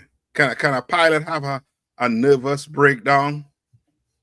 You know what I mean? He got a call, you know what I mean, saying or somehow before the plane take off, he look on the camera and some man in his house, he fitting to have a nervous breakdown. What's gonna happen? He's gonna crash, sir. Yeah. More than likely he may crash, or more than likely it's going to be, you know what I mean, it's going to be a terrible experience for you. Sir. Come on. Yeah, that could happen, but it's not supposed to happen.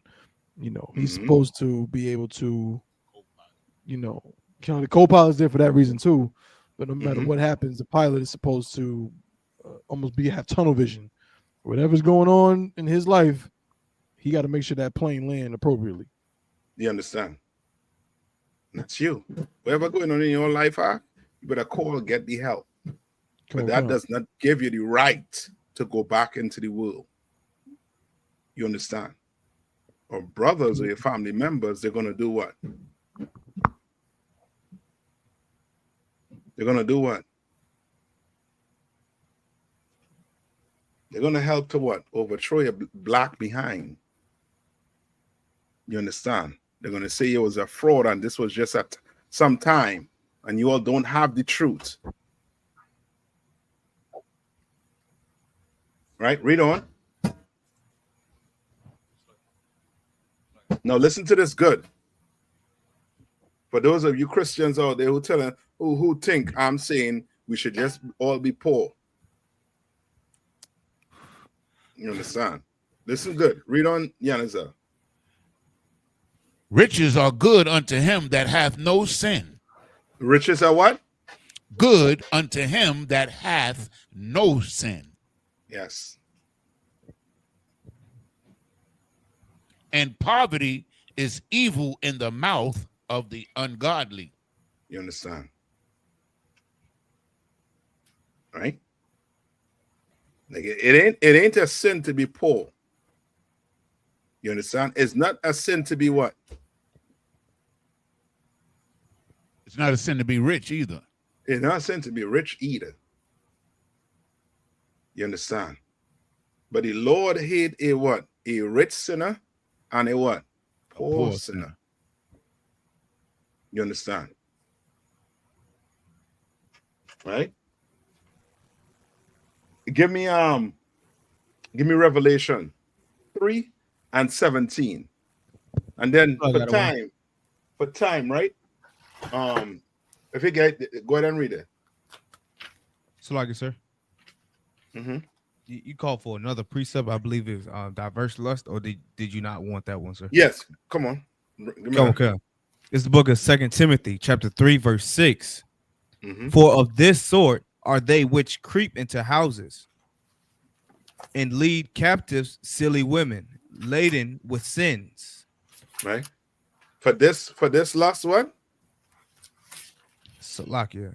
And laden, Salakia. And led captive silly women laden with sins, led away with diverse lust.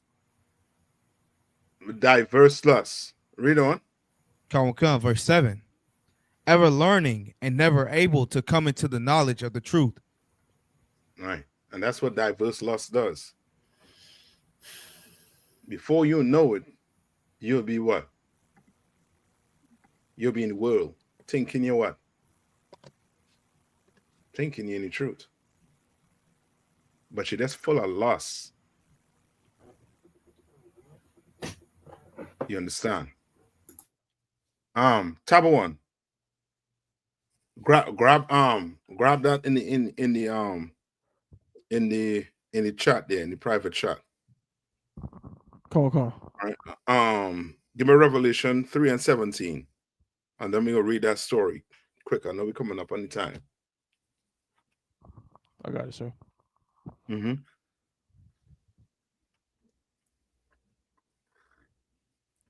Come on, sir. This is the book of Revelations, chapter 3, verse 17. Because thou sayest, I am rich and increased with goods, and have need of nothing, and knowest not that thou art wretched and miserable. I know it's thou that you what? Art wretched. Wretched. What is to be wretched?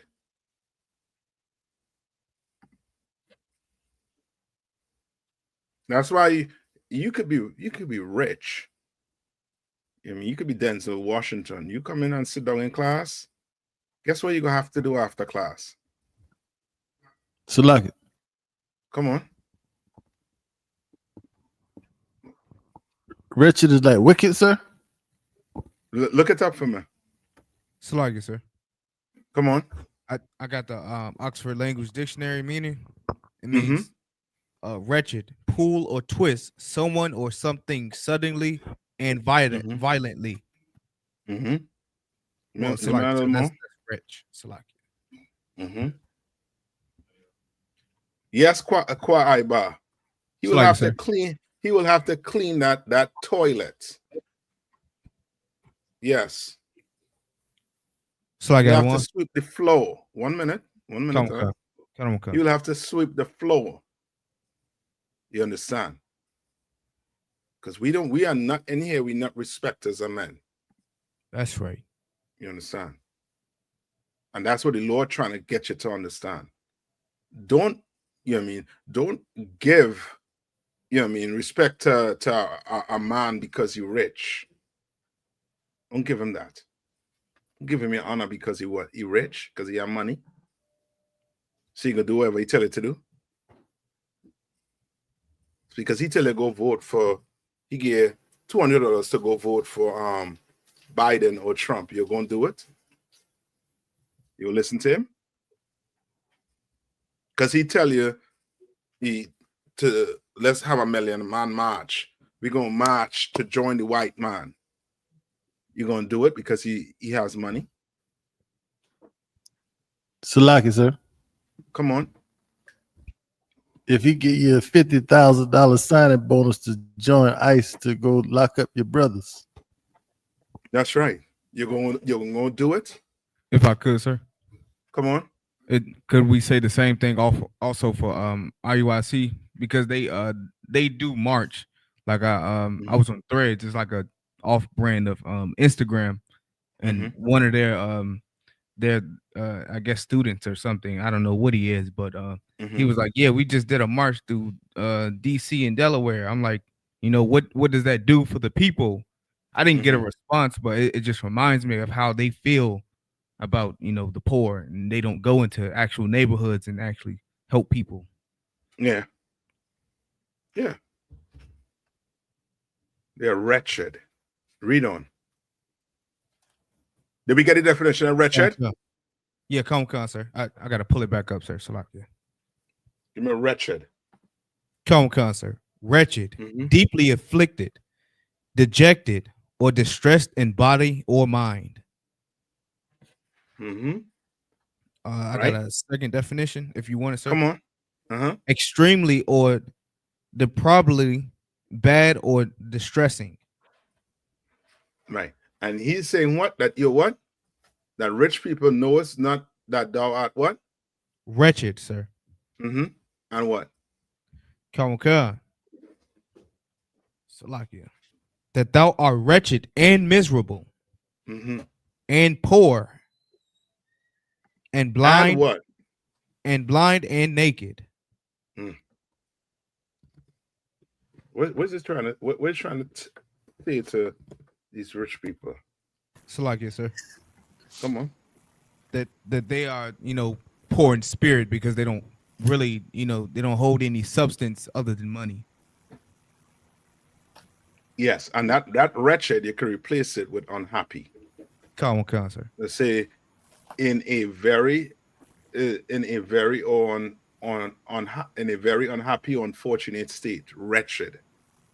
And that's, you know what I mean, rich people.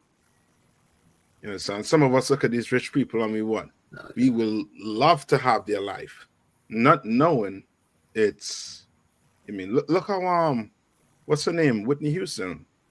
She had money. Michael Jackson had money. Prince, money. But how they die? They die like how a poor man will die. You understand? Like the Lord trying to get us to understand the dynamics between the rich and the poor. And the rich oppresses the poor man. The rich hates the poor man. And now knowing that, Salaki said, come on. That's like when Christ and Barabbas was up. You know what I mean? The Pharisees they chose Barabbas. Well, you know what I mean? And the poor people followed suit. Yeah. Yeah. The rich man, he is going to have you do things to suit his what? His pockets. You understand? You're going to think you're getting wisdom from him. You're not getting any wisdom from a rich man. None whatsoever. None.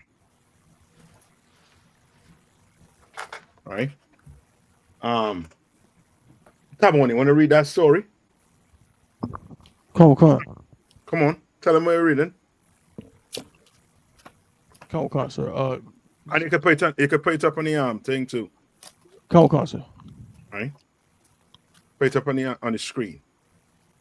And this kind of like ties into the topic also too, because these you know what I mean, these uppity up Negroes be thinking that since they not so-called poor, that white people are going to do what? Accept them. You understand? I don't know if we could play the video, but I'm not too sure, so we won't play it. All right? You don't have to play. Valuable insight. Sorry, sir. Like knowing when you can finally skip this. Okay. It says Trump. This is a story from CNN. But through Mediaite, it says Trump defender stuns CNN anchor in brawl over white people and slavery. Right. What now, exactly are you talking about? No, hold on. Like, could anything coming out of a white person out stun you today? The only way it's going to stun you today is if you buy in to America. Right. You buy into what America trying to say that there's a melting pot. You buy in to to democracy. You buy into things like these. Then when a white person speaks contrary to what you've been taught in school, you're going to be what? You're going to be surprised. But you're going to be a surprise dummy. Okay. You understand? Right? Read on. Okay. Fitness influencer and Trump defender Jillian Michaels stunned CNN anchor Abby Phillip with her argument about white people and slavery during a heated exchange on President Donald Trump's push to review history in museums. Right. History museum. You all heard what Trump trying to do to the museums? What is he trying to do? So like I said, if I may, he's trying to erase all the crimes that white people committed. He's trying to do what? He's trying to erase or eliminate the crimes that white people have committed. Very good. Yanis, I see you up on it. What is he up on it. You understand? You all understand what Yanis is saying, right? Okay. Like he is getting rid of all what? So like Yanis, I said, come on. All of the atrocities that they committed against us, sir. Well, Yes. his history, sir. because he wants his babies growing up without what? Without guilt, sir. Yeah, without any guilt. Salaki, Come on. that's Come a on. perfect real life example. That's a perfect real life example of back when we was reading Ecclesiasticus about the proud hating humility, right there, Yeah. wanting to get rid of you know his what he's done as Yes, you're correct. And that's why we go there every weekend and tell them what they did. And what happens when we tell them what they did? Salaki, sir. Come on.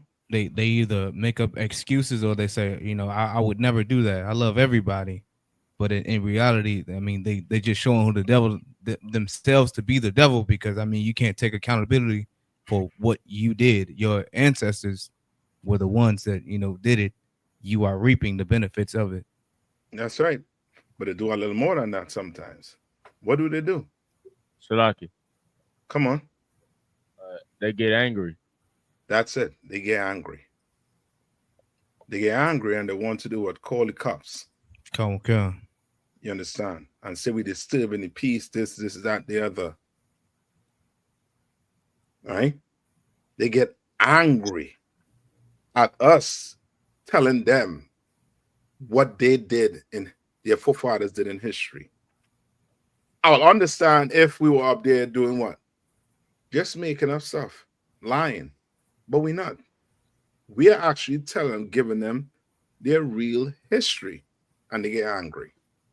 Well, brother, Donald Trump, he doesn't want his people angry. He doesn't want his people to have what? Any type of guilt. Right. So guess what? He is going to remove all of their history from where? From the museum. And Brody's, come on. Salaki, I was just gonna say, because the truth hurts, Salaki. Yeah, it does. It does hurt. It does. Because boy, oh boy, today they're looking just like who? What are they looking like today?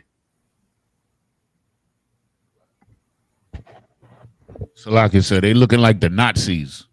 Yes, like the Israelis. You understand?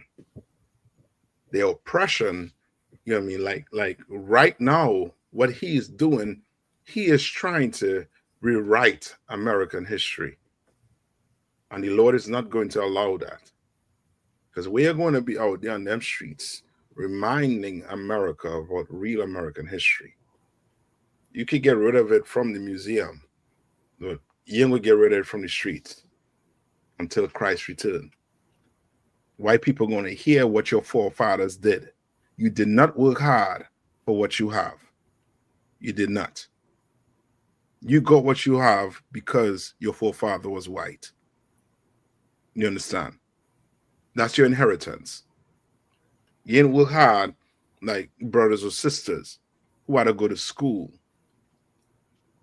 You understand?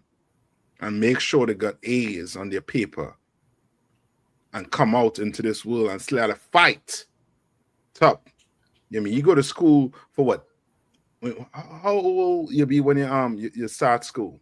What, 5? I think 5 is the minimum. And then by 20, so that's what, 15 years you go to school. Right? If you go to college, it might be what, 20 years you go to school. And then you come out into the so-called world to work in the workforce. And that degree means nothing.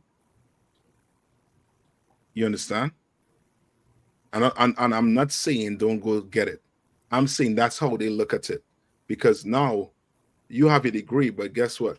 You got to go work. And I'm not downing working in no like KFC, no establishment like that. It's an honest paying job. If you had to work that, work it. You understand? But the oppressor, he is so wicked and evil that he will make you have to go on, work 10 times as hard as him. And then tell you, you're shiftless, you're lazy. While he's gobbling up the earth. So like the oppressor, they have no place for us in their world. That's it. That's why we're gonna have to create our own. That's why we are creating our own. All right. Read on tab 1.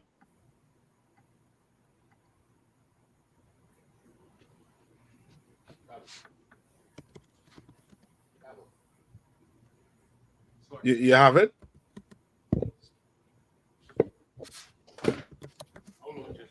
Who could take it for him? I'm gonna read it quick before the time. He wants you to continue reading. Skip down to where you see the dialogue. The Michael S. and Roginski, sir? Yeah. Where you see Michael's. Come on. Phillips pushed back hard at one point, telling Michaels, you brought up the question of whether or not slavery in the United States is about race. The answer is yes. Michaels, can you address some of those things that are in there? Have you looked at some of the things that are being reviewed? Yes, slavery was a bad thing that we should talk about.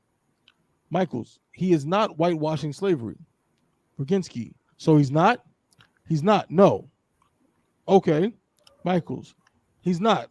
And you cannot tie imperialism and racism and slavery to just one race, which is pretty much what every single exhibit does. But let's talk about the fact that Torres, slavery in America was white supremacy. Michaels, do you know that only less than 2% of white Americans own slaves? What is Michael's trying to do? Almost, it's like that. Salaki, once again, the proud lacking humility. They can't just take the truth right then. They just can't take it. Yeah. Salaki, sir. Come on. He's trying to minimize their crimes. Yes. And almost minimize it to the point that what? Salaki, sir. Come on. That they never did anything. Yeah, it was just 2%. Where's 2%? You know what I mean? Where's 2% what? 100.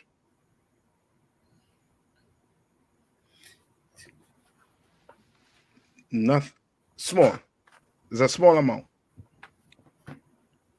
What she's not saying is them 2% own all the black people that was in America. Right? Salaki, sir. Come on. That's kind of what they say now. They say a lot of oppressors didn't own any slaves, but in reality, they all owned us, sir.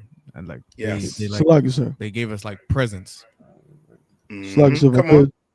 So what you're bringing out is heavy. This is not just being real. The oppressor is truly the devil the Bible speaks of. This is a disingenuous, word we use all the time, a disingenuous bastard. To try to pigeonhole it and use words and speak in funny ways to try to make it seem like, just a couple of some people did that, but we're talking about a system of oppression. You didn't have to be a slave owner to lynch a black man in the backwaters of Mississippi and not face any punishment.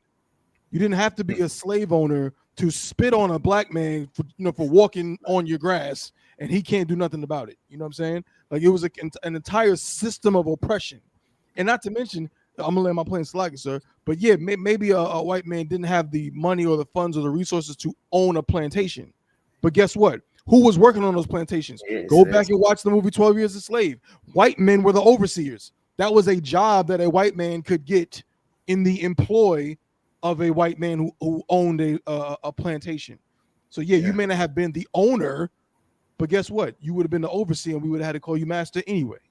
So yeah. Salaki, sir. Come on. If I may. They all benefited from slavery, all of them. Yes. They're still benefiting from it until this day. Yes. You understand? And they think we can't see it. And the reason why, the reason why. Come on, who's gonna say something? So I was just about to say, I honestly feel like their biggest benefit was taking away our identity during slavery. That's for the black men in America. That's where they benefited the most. Yeah. But they'll choose money over that any day, and that's your oppressor. It was just a byproduct of money. Now, give me Zechariah, young man. Give me Zechariah 11:5. Right now,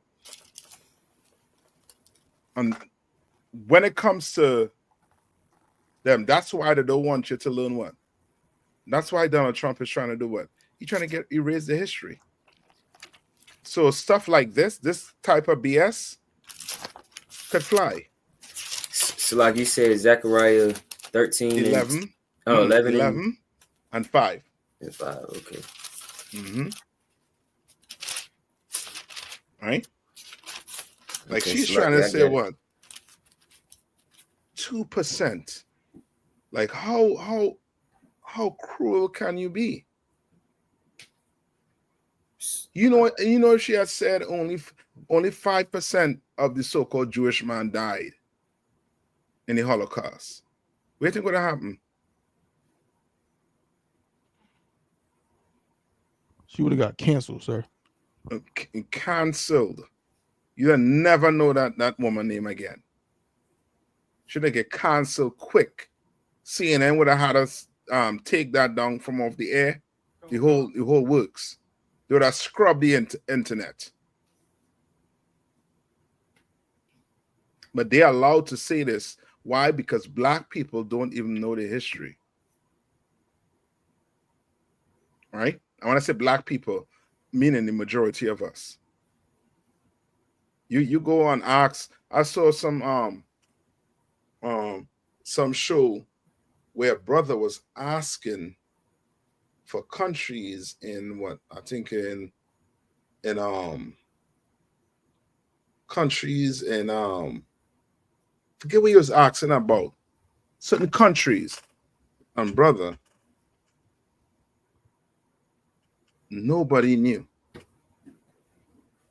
the answer to some of these questions.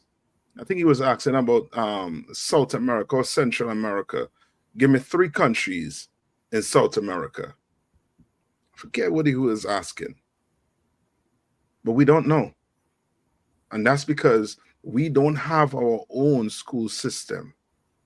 We don't have, our own anything. So they're allowed to just feed us whatever they want to feed us. But now read on. Read. Tell them where you're at. Con. We're at Zechariah 11 and 5. All right.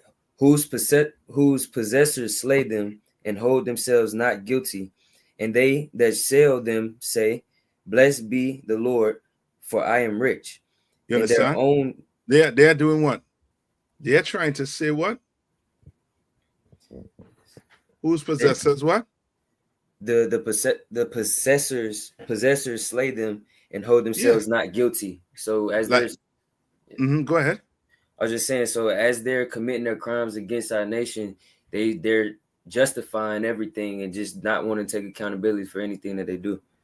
Yeah, they want to hold themselves guilty. It's like they do not. Come on. If I could, they also, I believe, most of the laws that they made, like black codes and Jim Crow laws, those things were against us. But there also was probably more than likely, it's not well known. It's called like a casual killing law, unaliving, that they would, that they use for blacks, Hispanics, and Native Indians that they would do. And so if it benefited them by unaliving one of us, they could do it like willingly. Like at any time they, see one of us walking down the street and they just, want to take another man's life, they have the right to do so, sir. Yes. Just like the police do today, Salakia. Yes. Yes. And this woman, I'm guaranteeing you, she would, if they had pressed her more, she would have said what? What do you think she would have said? What do you think she would have said if they had pressed her more about slavery? She would have said, come on. She would have said that she didn't own any slaves. She's not responsible. Yes. Yes. That's it. Should have been like my great granddad didn't own any slave. So how am I responsible for what happened to them? And that's so evil to even see. That's so wicked to even see. So like it, my lord. Come on. I was just letting you know that the show is on. Your show has started. Okay. All right. Finish reading this.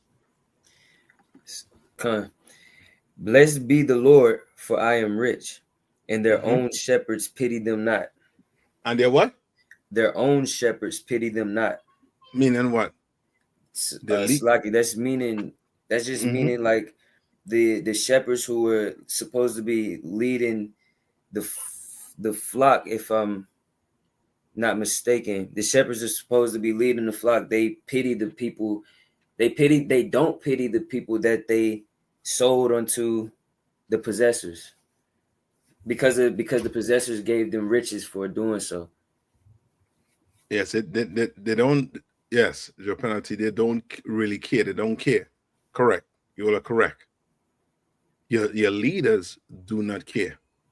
If your leaders care, they would stop teaching that crap they're teaching in Christian church and teach you the truth according to the Bible, and teach you that the white man is the devil the Bible speaks of. That's what he will be teaching in the Christian church if he cared about you. All right. And with that, I'm going to pass the class over to priest and officer. Who taking it? Who taking it? Kodam, sir. Officer Kodam. I'll pass the class over to priest and officer Kodam.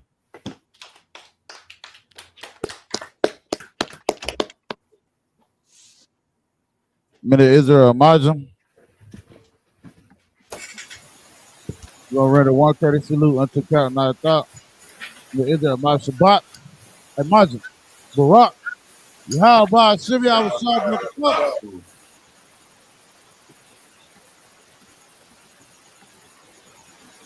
Yahweh Shimei Shabrak Thumb. Yahweh Matah, sorry for the turn. Brothers and sisters. This is Imajum.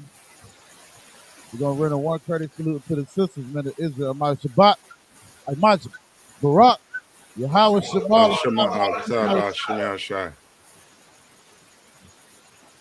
Yahweh Matah. Yeshav. Security announcements. We're the I.S.U.P.K. Start out at 1 West 125th Street, Harlem, New York, operating under the leadership of Commander General YAHANNA. Rule for new brother and sister. When a new brother and sister comes into the school, they are off limits for 6 months. They are to be saluted only. They are here to share themselves of the world. If they need transportation, the teacher will arrange it. After the 6 months, if a brother or sister has it's like an interest in a particular person, he or she must get permission from the head to speak to a brother or sister. There's another 6 months in which the brother and sister will court each other. After this 6 months period, the brother and sister will get permission from the head to marry. Tithes, which is a commandment. Numbers 18 and 21, Malachi 3, 8 through 10, means 10th in the Hebrew, ma'ashra. 10% of every penny of any increase the Most High gives to the treasury department or teacher. Priest fund, free will offering for priests not mandatory, whatsoever amount you would like. Upcoming Holy Convocation, we have the memorial blowing the trumpets, which is the first day of the 7th month, Sunday, September the 21st, 2025. You can find it in Leviticus, the 23rd chapter, the 24th to 25th verse.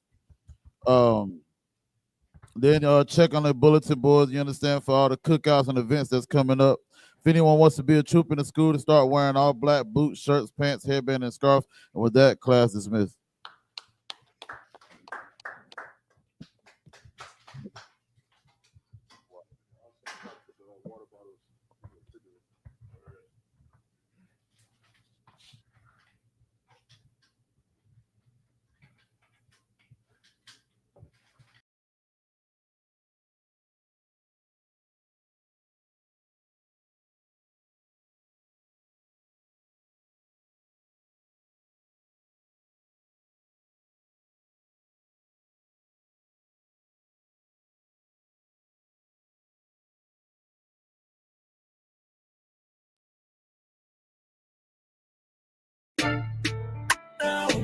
Yeah. I one West.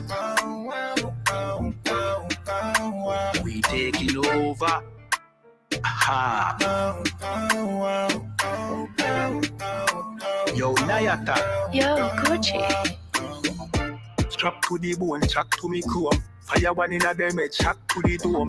Them boy they no bad, that a way me know. Only bad when the man friend pop pill alone. Tall rifle a roll under me clothes.